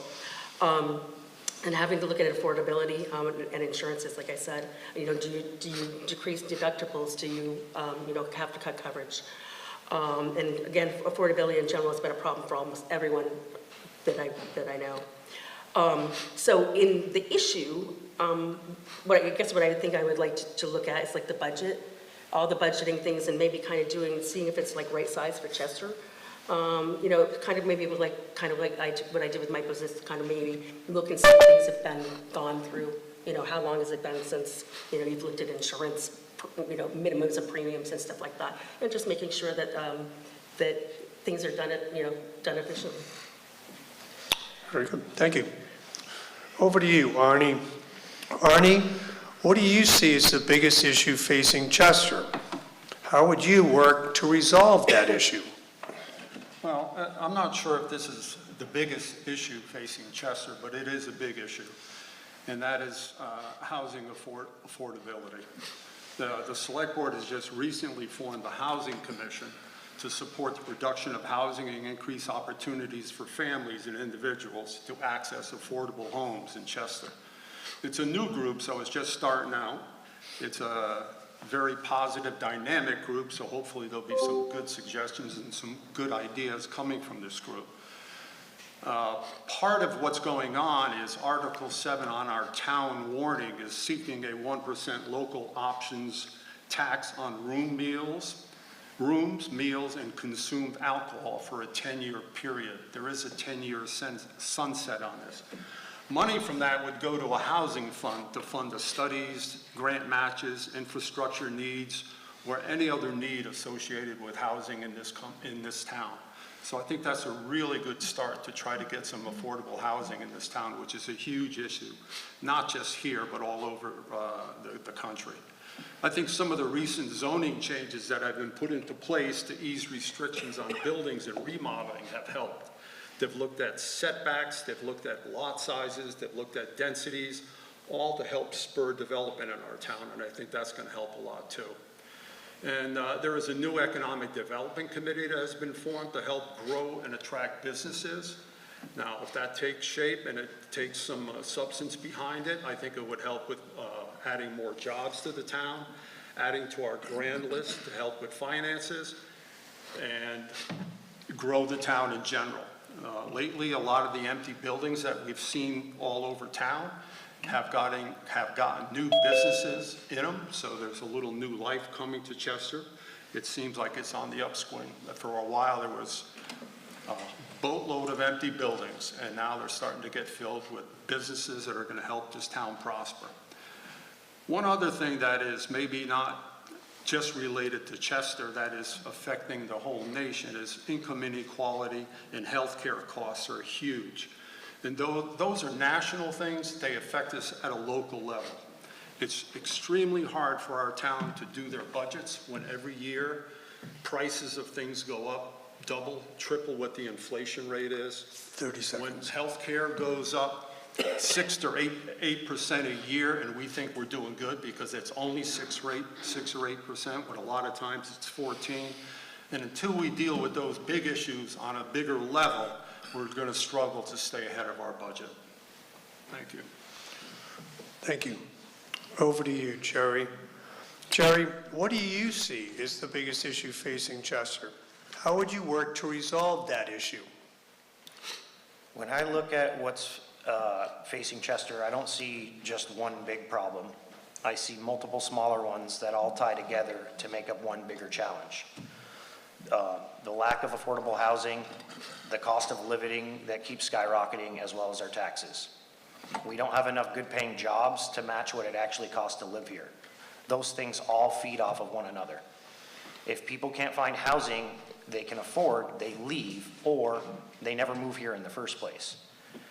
If we don't have solid local jobs, families struggle to make ends meet, and when families and workers can't stay, our businesses feel that too. All of this is connected. I think the answer is steady, practical work, not flashy promises. We need to encourage responsible housing growth, whether that means working with private investors, housing trusts, or making it easier for folks to build things like ADUs on their property. We should look at smart incentives that help create housing and also support small businesses and startups. Good local jobs and available housing have to grow together. The town is doing good work and taking great initial steps in regards to creation of the Housing Committee and the Economic Development Board. That, coupled with working to change the zoning to make room for more housing, is all steps in the right direction, and we need to continue to build from there. I also believe strongly in hearing directly from the people who live and work here. The best ideas don't always come from those of us who sit at the board table. They come from the community, and Chester has a lot of smart people with good ideas that we need to include in the conversation.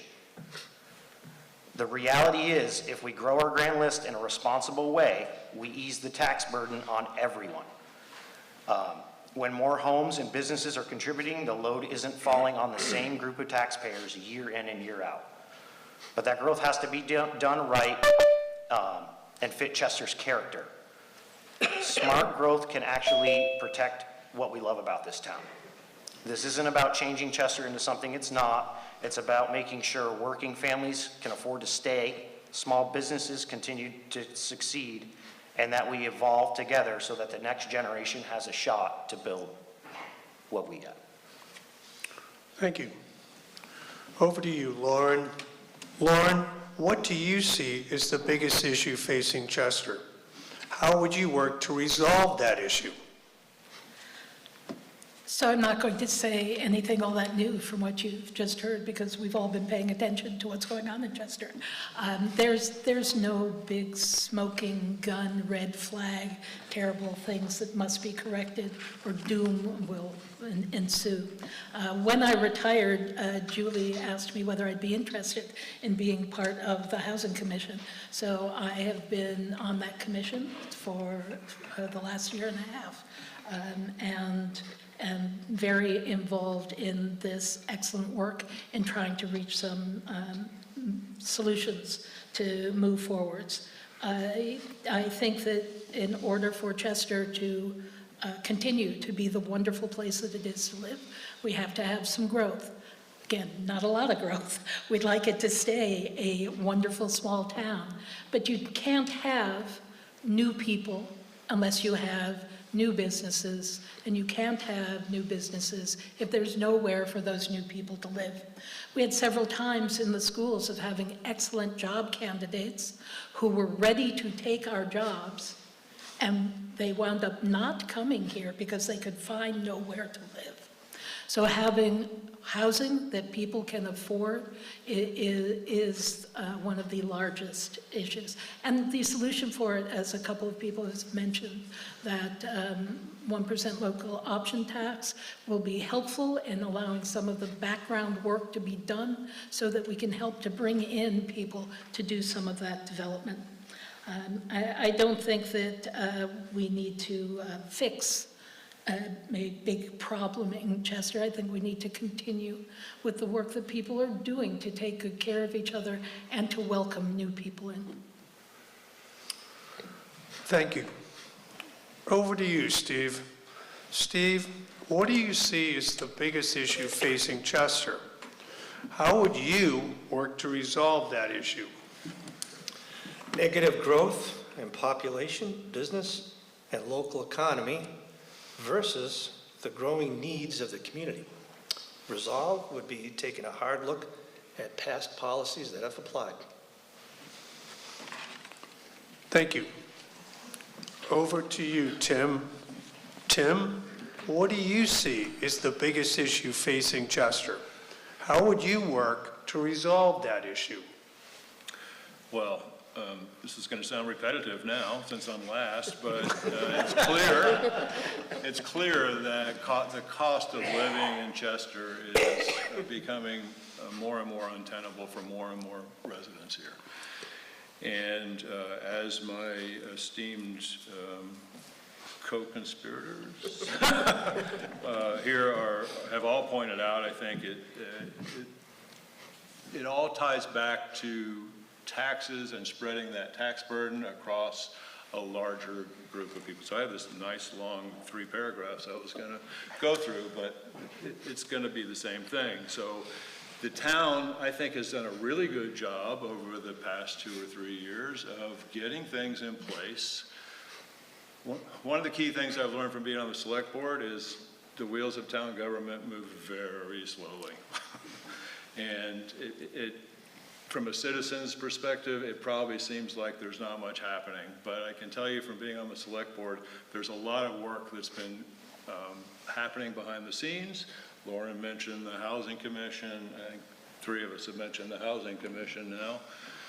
That body has been in place for about 2 years and has done really solid work behind the scenes that really nobody knows about because it's kind of dull, and they're forging new ground. They're trying to find ways to bring that housing to us that will expand our grant list, that will allow folks who are maybe retirement age who would like to downsize, who have no place to go, would like to downsize to an apartment or a smaller single floor building. That's the kind of development that I think we need to bring here, and I think we can do that. The alternative is to start cutting services, and I don't think any of us wants that. I know it hurts when we pay our tax bill. It's managing a home budget becomes harder and harder, it seems like, every year. And the one thing that hits us, I think, hardest is, oh my goodness, look at this tax bill that I've got to pay. Why is that so much? Can't we cut something? Well, having been involved in the budget process, I can tell you that if we're going to cut anything, we're all going to feel it. Inflation hits town government as much, if not more, than it does individual households.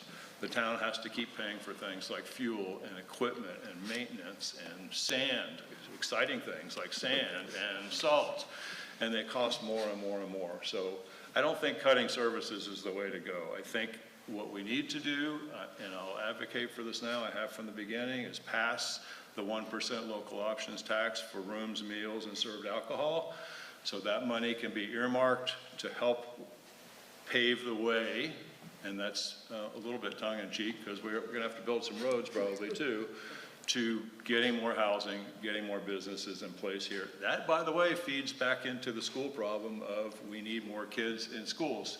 We have more young families, we have more kids in schools. It all ties back to new development, folks, and it needs to be done smartly. Thank you. And so we're now on to question 3. This one's starting with you, Arnie, and there might be a theme coming out of this one. Theme. With the rising costs due to inflation and the municipal budget getting tighter, how would you balance community growth with minimizing tax increases? It is a theme, Frank. It is definitely a thing, and it's showing up everywhere. Every year on the select board, we reevaluate our town finances and services. Each year we go over it line by line, and we try to make sure that it's transparent and it's visible and you can see where every dollar is spent. A lot of times on budgets that I've seen in organizations, you go through it and I can't make heads or tails out of it. This one we go through line by line, and every time we look at something, if we have a question, we ask it and it's answered. And it's important that we do that. We're a small community with many services. Most towns our size don't have the services and the amenities that we have. If we're going to start looking at cutting our budgets, like Tim was saying, we're going to have to start looking at cutting services.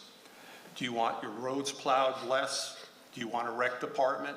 Do you want how many employees that we have at the town hall? Do you want it only open 3 days? Those are tough decisions. This coming year, under the guidance of our town manager, we're going to be doing a deep dive into our budget and our finances to see exactly what we get for our money on the services. And hopefully we're going to have a lot of community input and involvement to this crucial task, because we want to go through it line by line to make sure people are aware of where the money is spent, where it's going, and what it's providing. And maybe there's some ways that we could do things that are different without changing the services. But the people in this town have gotten accustomed to the services here, and I think it's an attraction when we're talking about housing and schools. When people look at this town and what it has to offer, I hear it all the time. It's amazing. Your rec department's fantastic. Your roads are cleared all the time. They're always in great shape. They all cost money. It's expensive, and it's hard to do all the things you want to do, but the options sometimes aren't palatable, and it's hard to make those decisions. So when this comes up this year, I hopefully, whether I'm here or not, that we as a town get involved in this discussion and make sure we have our voices heard so we know what's going on. I think growth is a challenge anywhere, and middle-class working towns are under siege everywhere in this country. And it comes back to that income inequality that I see, where there's people that have way too much money. I don't think there should be trillionaires in this country. I don't think there should be billionaires. I think the wealth should be spread out a little more fairly. And I think the middle class has been under siege since the 70s, back when I first entered the workforce, where you could actually provide for a family back then. That slowly has gotten deteriorated. It's difficult to answer all these questions, and it affects our town. And hopefully we'll be able to get through this with some positive answers. Thanks. Thank you. Over to you, Jerry. Jerry, with the rising costs due to inflation and the municipal budget getting tighter, how would you balance community growth with minimizing tax increases? You know, I'm going to echo pretty much, what Arnie just said and what Tim touched on. With inflation driving up costs and the municipal budget getting tighter, I believe the key is transparency. We need to lay out for the public exactly what the town provides, every major service, program, and expense, and what each one costs. Then we need to show in plain terms what would happen if we reduced or eliminated certain services, and what it would cost if we added or expanded others. At the end of the day, the taxpayers are the ones footing the bill. They deserve to fully understand where their money is going and to have a meaningful say in what stays and what goes, and what priorities we set as a community. For me, it always circles back to community involvement and transparency. Good government isn't about making decisions behind closed doors. It's about getting information out to the public, listening carefully to their feedback, and making a responsible choice together. Thank you. Over to you, Lauren. Lauren, with the rising costs due to inflation and the municipal budget getting tighter, how would you balance community growth with minimizing tax increases? Well, I'd love to say I have the magic answer. I would write my best-selling book, and then I would take all the money and put it back into Chester.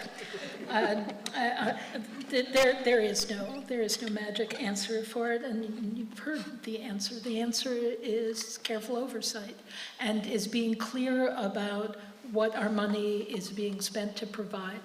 I also don't want to pay more taxes. I also want to have the services that we have. In my work on budgets, when people don't know what the budget is going towards and what it is being spent for, that's where we're spending way too much money comes from. And the point at which we're able to say, this is what the money is being spent on. If we cut the budget by this amount of money, then you won't have this and you won't have that. Most of the time, most people are saying that they want those services. They want their roads to be well taken care of. They want people to be paid good salaries so that you can have the good people here to help us to run things. would say one of the things I think we should spend more money on is we should be paying Julie Hance more money. But yeah, she shakes her head, but she does a great job for us. And those are some of those things, like we used to have a town manager and an assistant town manager, and we now have a town manager. And that is a way of saving money, but it is also a way that can lower some services for us. I just think the solution to it is that we are making sure that our money is being spent in the way that our community wants to see it being spent. Great, thank you. Over to you, Steve. Steve, with the rising costs due to inflation and the municipal budget getting tighter, how would you balance community growth with minimizing tax increases? It's a good question, but you need to do the math. And some of that math includes the schools and our infrastructure that has their needs, and they've been neglected for a generation. We've had an exodus of business leaving to the point of ex-businesses on every avenue in town, and nothing left in Gassets at all right now, okay? I started a coalition a while ago to try to ebb the flow of business out of town, and I didn't really have very good results. But we've lost more business in Chester than all our surrounding towns combined in the last 10 years.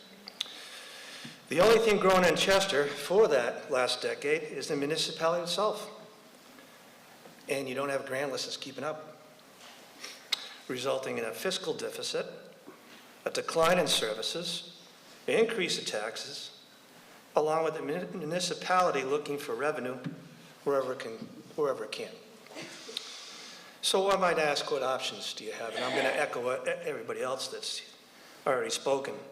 You can continue to raise taxes or forgo services, or we can grow our way out of this.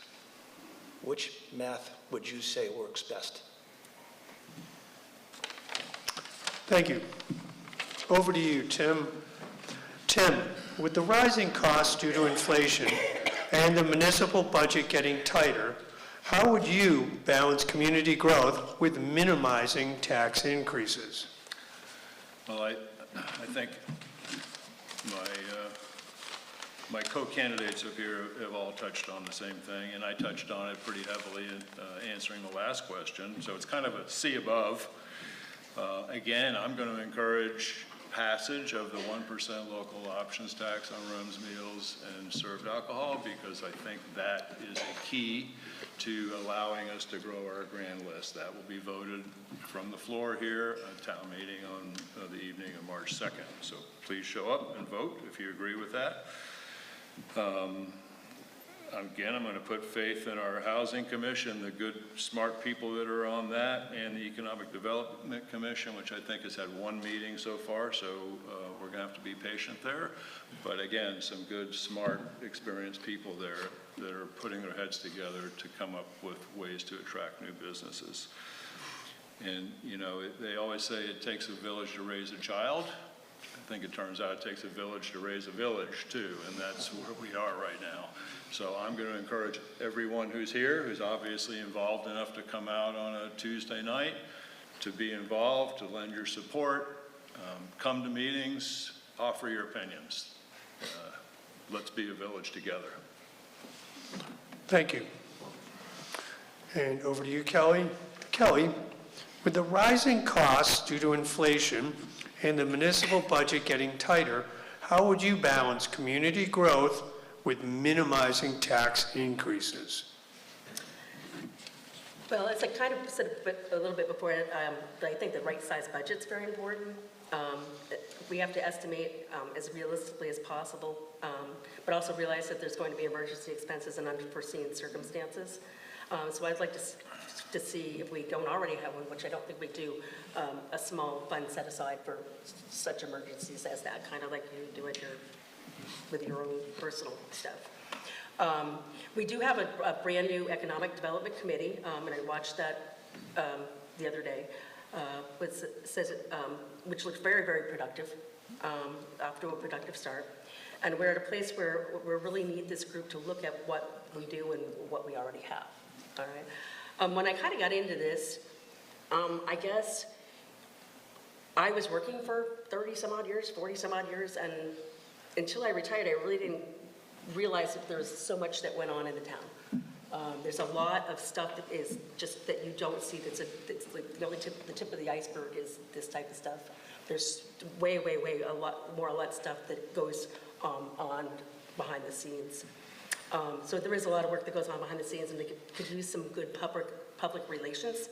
I think we probably could use a better job of getting it out to the busy people, the working people, just to say, hey, you know, we've got something really good going on here. This is something new that you might not have seen before. We had a lot of stuff like grants and funding and projects, to name a few, that I don't really know an awful lot about, that would be kind of neat to know about. But I think in general, growing our businesses and marketing and promoting what we do would enhance and draw people to Chester in general. Thank you, Kelly, and thank you all for your insightful answers. At this point in time, if there are any questions from the audience, we ask that you come up to the microphone, identify yourself, and let us know what community you're from. Okay, they're not moving. No, sorry. Randy Miles, Chester. If I could, I'd like to make a statement to the members. It's Any of those who are lucky enough to get on the board. Can you phrase it as a question, Randy? It's really one that wouldn't be fair for them all to answer, but it's something for them to think about when they are on the board. And it's something we all feel. So see if you can phrase it as a question, Randy, because we're asking questions of the board. My question is... Very good. I'm a single father in a household. The money is tight. I go paycheck to paycheck. I am dreadfully fearful that I'm going to be taxed out of this town that I love and live in. I know it's an overwhelming problem, but it seems we're not taking advantage fully of the tourists that come through our town. And I'm wondering if there's opportunities missed that we can capture that better. Be a more welcoming town to get these tourists to come in and spend money in our shops and businesses and communities. Okay, let's see if I can capture that question. What opportunities can you think of to capture funds from people visiting the area? How can we increase tourism to our communities? Okay. Funds by increasing tourism. What opportunities can you think of to increase funds by tourism? Okay. And Randy, again, correct me if I'm wrong. Jerry, I'm going to start with you with this, but so Jerry, what opportunities can you think of to increase funds through being a more attractive community? Is that captured, Randy? I think I understand what he's saying. So for me, I ask the same question all the time. Chester's become a pass-through town for tourists on their way to Okemo or Killington or wherever it is they might be going. That's due to, obviously, the lack of business that we have here in town, but it's also due to our history. Chester wasn't always the friendliest to businesses or to certain businesses. There was, many years ago, a lot of pushback to certain things that people wanted to see here or certain things that people didn't want to see here. I think, again, this question kind of goes to the bigger picture.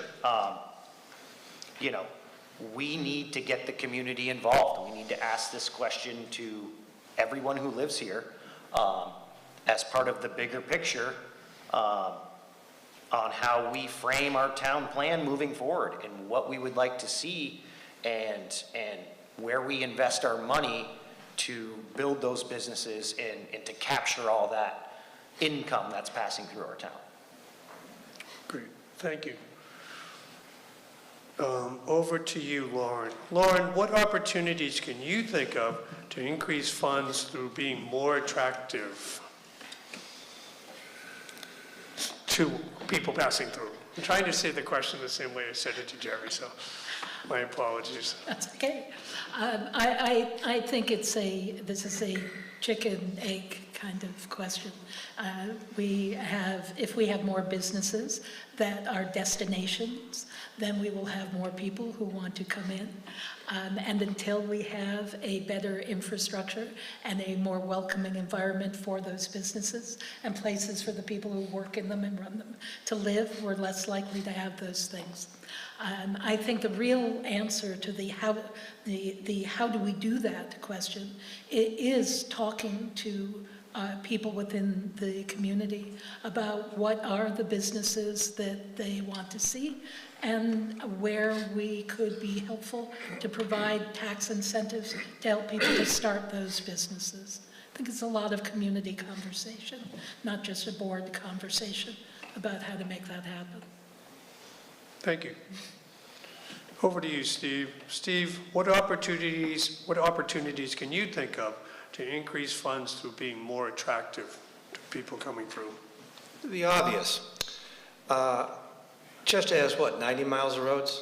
And two major, 11, 103, and then you got 10 and 35 coming in. And just put up signs, live, work, play, everywhere. And there's only a half-mile strip of anything to see or do.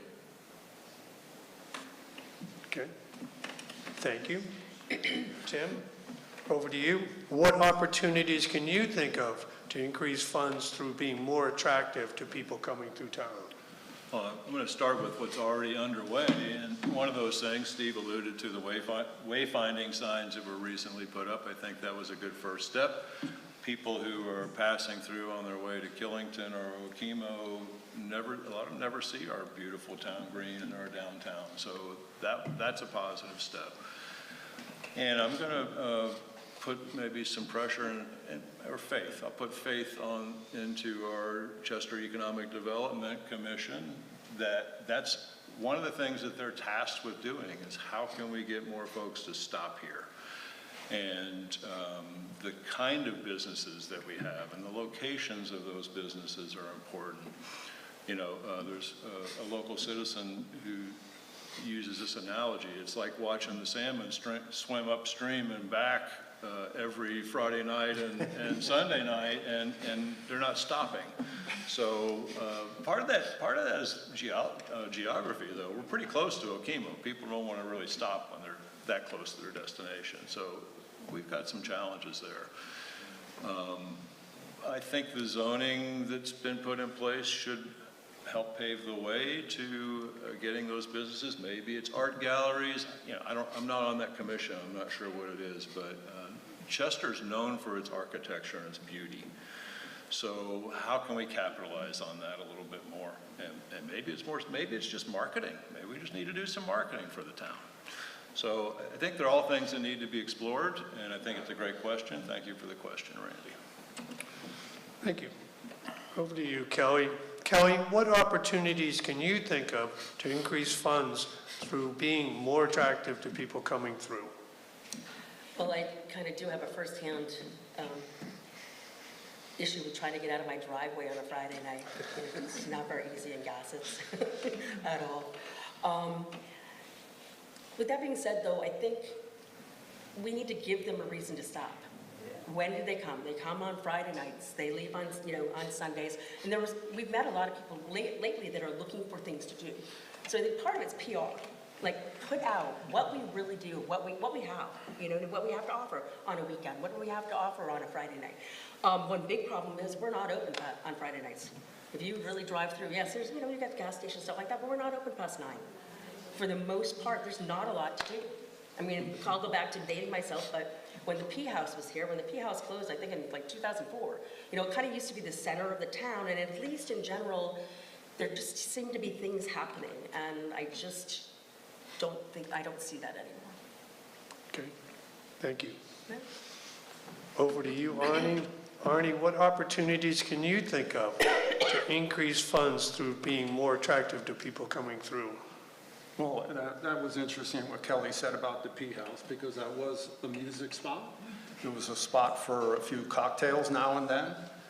I have to admit, I was thrown out of there one time on a Friday night. I didn't think it was justly done, but it was not the time to argue about something like that. What everybody said were good ideas. And I think when we involve the community in a problem or in a question, we will have more suggestions and more ideas to go forward with this. When we start talking about like plans that involve money to spend for advertising or this, that, we better make sure that they're going to be dollars well spent if we're going to go that route. The fact that we have a few commissions in place now, the economic development one is important. They're going to be coming through with things. As Tim said earlier, the wheels of government turn slow, but there's a reason for that also. So we don't do anything in haste, and we make sure that we get our money's worth when we do something. I don't know the answer to that. It's a fantastic town. It's a great town. I've been extremely fortunate to find my roots here over the years. I wish more people felt that way to attract people. I just think we have to work at it as best we can and get as many ideas out there as we can also to get to that goal. Very good. And thank you all for those wonderful answers. Are there any additional questions from the audience? I can't figure out how to put it into a question format, so I'm going to let it go. Are there any, Lee? And again, just identify yourself, and you might want to do that in an official capacity. Lee Gustafson, Chester. And my question is, if you're elected to the board, how do you see yourself interacting with other people on the board that you may not agree with on a specific topic? How would you comport yourself in that situation? Thank you. On the board. Okay, let's see if I got this correct, Lee. If elected, how do you see yourself interacting with others on the board? That you may not agree with. You guys don't all agree with each other?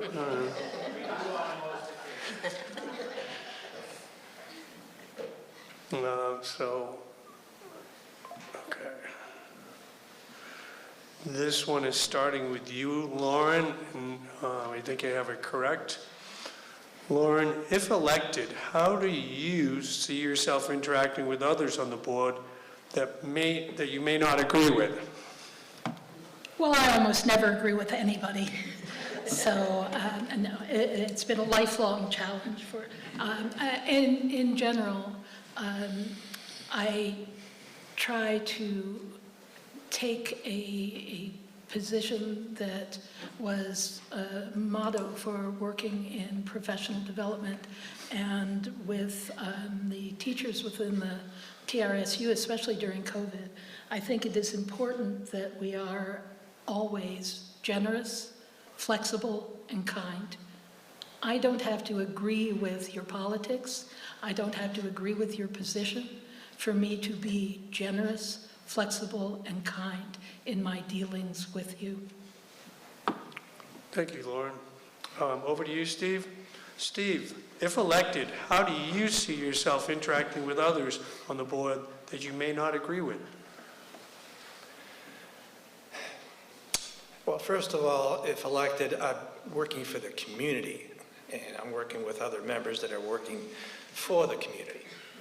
We're all working for the community, not the municipality, okay? So, when it comes to disagreements, we can look at it in the perspective of what's best for the community, whatever the issue is. And we can agree to disagree if you want. That's being polite, yes. Thank you. Over to you, Tim. Tim, if elected, how do you see yourself interacting with others on the board that you may not agree with? Well, I've been in a lot of meetings in my life, and there have been quite a few times when my opinion was seem to be on an island. I'm not averse to change, to taking input and modifying my positions, certainly. One of the reasons we have a 5-member select board is because we don't have to all agree. It's a majority vote. We vote on things, and so you win some, you lose some, and that's just the way it goes. I will say, and I heard Lee say this from the back of the room, the board that we have right now generally agrees. It's rare that we have a split vote on anything, but it does happen. So it's not personal, it's not political. I think one of the biggest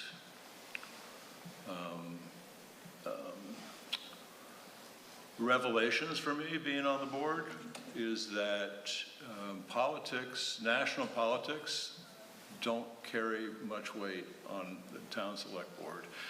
And they don't need to, and they shouldn't, because if we're all there for the same reason, which is because we care for our community, and we're all pulling for the same thing, all that other stuff is kind of out the window. It doesn't get discussed, it doesn't need to be discussed, and it's not the place for it. So I guess just be reasonable, and I like Lauren's answer a lot too. Thank you. Over to you, Kelly. Kelly, if elected, how do you see yourself interacting with others on the board that you may not agree with?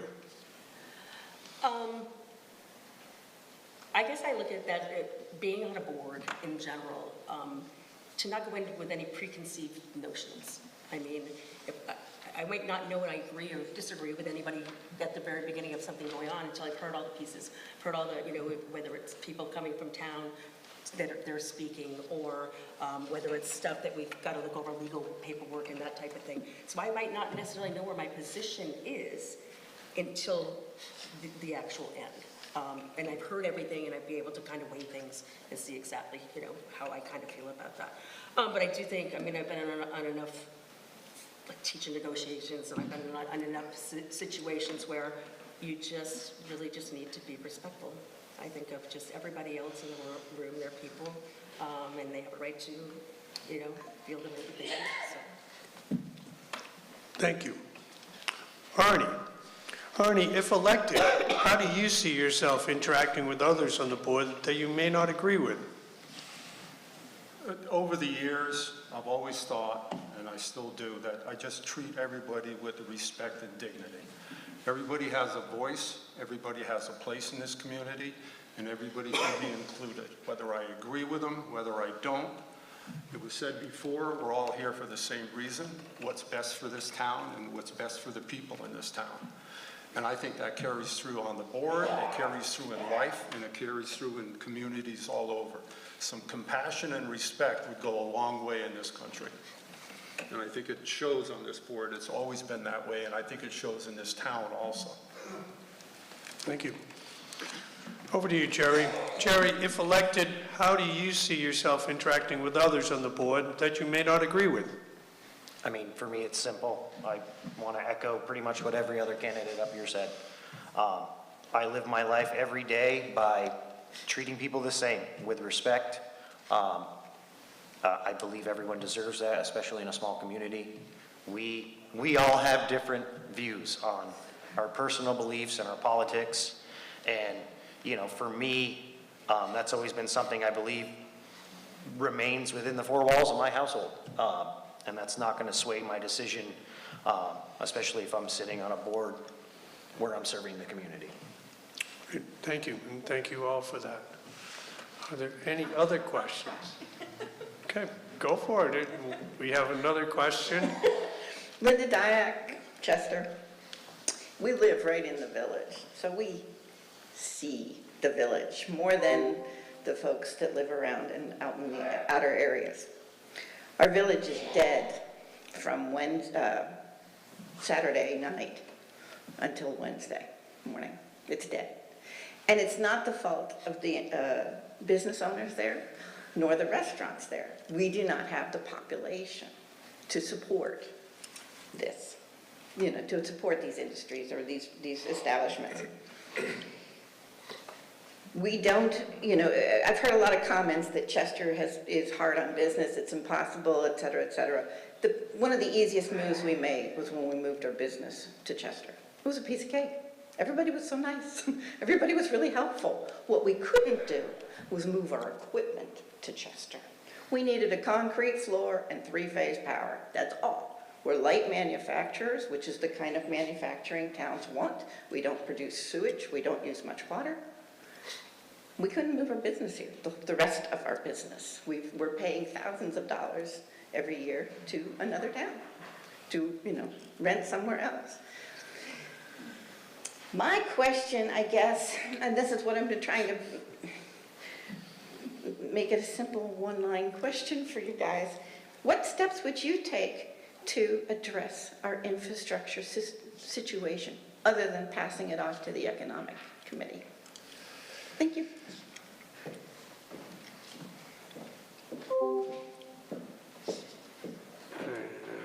Linda, correct me if I'm wrong, what steps would you take to address our infrastructure? Or lack thereof.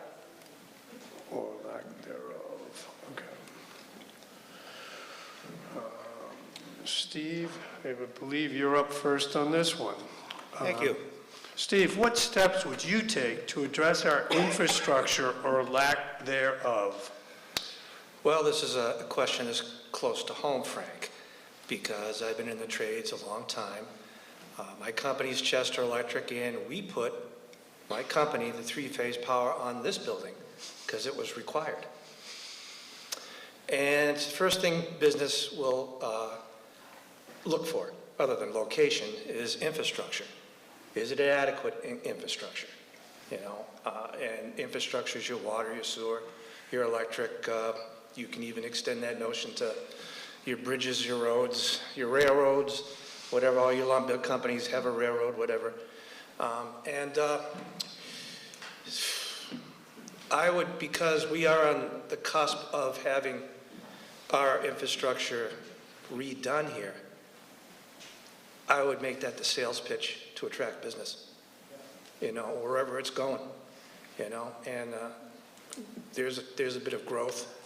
There's some grand list assumed by, hey, Chester's got great infrastructure for you. Thank you. Thank you. Over to you, Tim. Tim, what steps would you take to address our infrastructure or lack thereof? I'm struggling with this one a little bit because there's three-phase power on the poles throughout town. We have sewer and water. I think there's been an attempt to start a business park that really hasn't gotten much traction, and that's over off of the Chester Road. I guess it's also a little bit of a cart and a horse. If you're looking for a building that's already set up with three-phase power, I don't know that that's up to the town to do that. Certainly, maybe the town could help encourage, maybe look for some tax incentives. But I don't have a clear answer for you, Linda. I think it's a difficult question, and it's a fair question. I do know that we're looking ahead. One of the things I'd love to see here would be a small brewery, for personal reasons, but there's a limitation right now with our wastewater treatment, where we really couldn't handle a small brewery. We couldn't handle the wastewater from that brewery.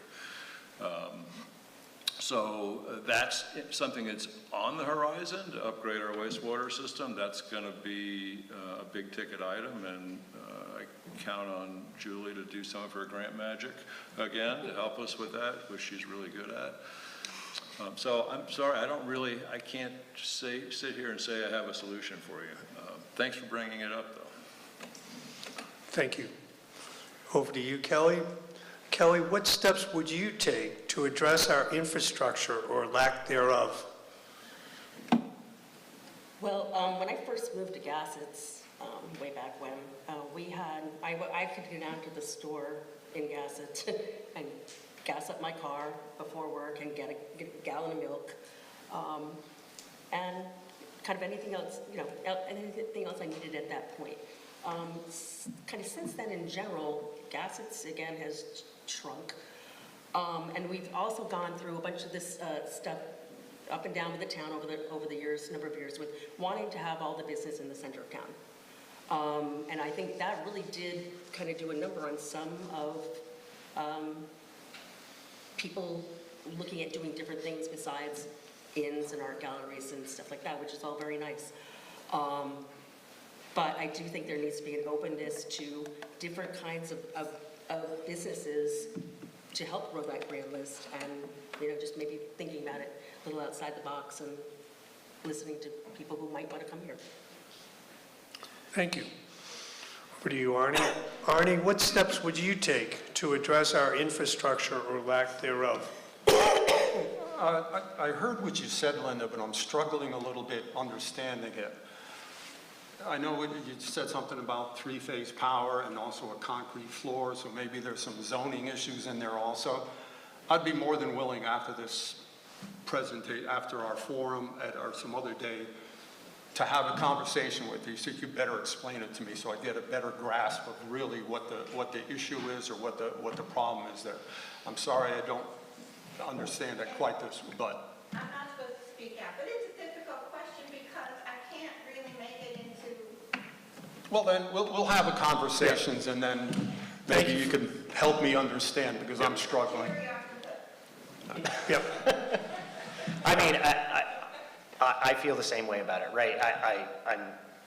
I think Chester's actually made steps, and you know, I'm an excavation contractor in town. I work with the water and sewer department, and over the past few years, I've seen the water and sewer department make leaps and bounds into improving our infrastructure and system in that regard. There's always room for improvement, right? I'm not an electrician, I can't speak to the three-phase. It would seem to me, you know, if it's there on the pole and it's a private building, that I'm not sure how the town would be able to set that up ahead of time for someone who's coming in, you know, looking to buy that property. I guess it would be kind of on a case-to-case basis too, but I'm all for, you know, expanding our infrastructure, because at the end of the day, in order to grow our town and to grow our grand list, we're going to need those things. Without it, none of that's going to be possible. So, Thank you. Over to you, Lauren. Lauren, what steps would you take to address our infrastructure or lack thereof? And it doesn't have to be specific to the question raised, but in general. That's great. That's a wonderful question, Linda, and the first thing I would do to address is what Arnie just said. I'd want to hear from you and from others who are having specific problems with getting something built. What specifically is getting in the way of doing that? I'm not an electrician or an excavator, although it does feel like I've done everything else. That I am familiar with the legal aspect and the documentation behind things. So I would want, the step would be, what's getting in the way? And once the board knows what's getting in the way, if our motivation is to try to make those corrections, then with the help of the people who are experiencing the problem, we can work on that. Thank you, Lauren. Are always ringing. Are there any other questions, Matt? Thank you for. We're getting close. So thank you for everyone. So, Matt Gorski, Chester, and this is honestly just a point of clarification about a statement Jerry mentioned earlier. Is it a question? It is. Excellent. But it's directed directly at Jerry. It doesn't really refer to anybody else. Jerry used a 3-letter acronym in your first answer, something to do with zoning. ADU or APU or something like that? What does the acronym stand for? I don't know, and I figure the people on Zoom don't either. sure. I'm glad you asked that, because I think it's an important part of our town and our town's expansion. ADU stands for accessory dwelling unit. So like a garage on your property, something that you know, something like that. In-law apartment, exactly, yeah. Thanks, that's a great question. Out of fairness to others, does anyone else want to explain what an ADU means? It sounds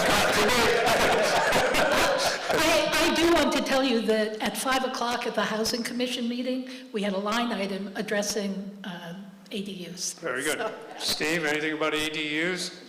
I think there were two in town. I think you and I, Ernie, we were both on both of those, weren't we? What's that? You plumbed and I wired the two that came to town. Okay, moving along, Tim, anything on ADUs? I know what it stands for. The Planning Commission did a great job with the bylaws of making it easier to put in ADUs. And I know there has been a grant program that I think some people maybe in the front of the room took advantage of, so that's good. Very good. And Kelly? I would just love to see more people take advantage of ADUs if they have the, mother-in-law type apartments, stuff like that, to be able to put some more housing in Chester. Arnie? I thought I already answered. Hey, very good. Any other questions at this point in time? Seeing none, couple of quick notes. First, thank you to Julie Hantz and the amazing town staff here for all their help making this happen. Thank you as well to Evan over here, our sound man, for all your efforts to make us look and sound good. Two other quick reminders. First, town meeting in here, Monday, March 2nd of 2026 at 6 p.m. And voting will follow be the following day for all these positions and other matters that we hope that you participate in on Tuesday, March 3rd from 9 to 7. That is correct. Thank you, ladies and gentlemen, for being such a wonderful audience. Thank you to our participants. Have a great evening. Thank you, Frank. Thank you.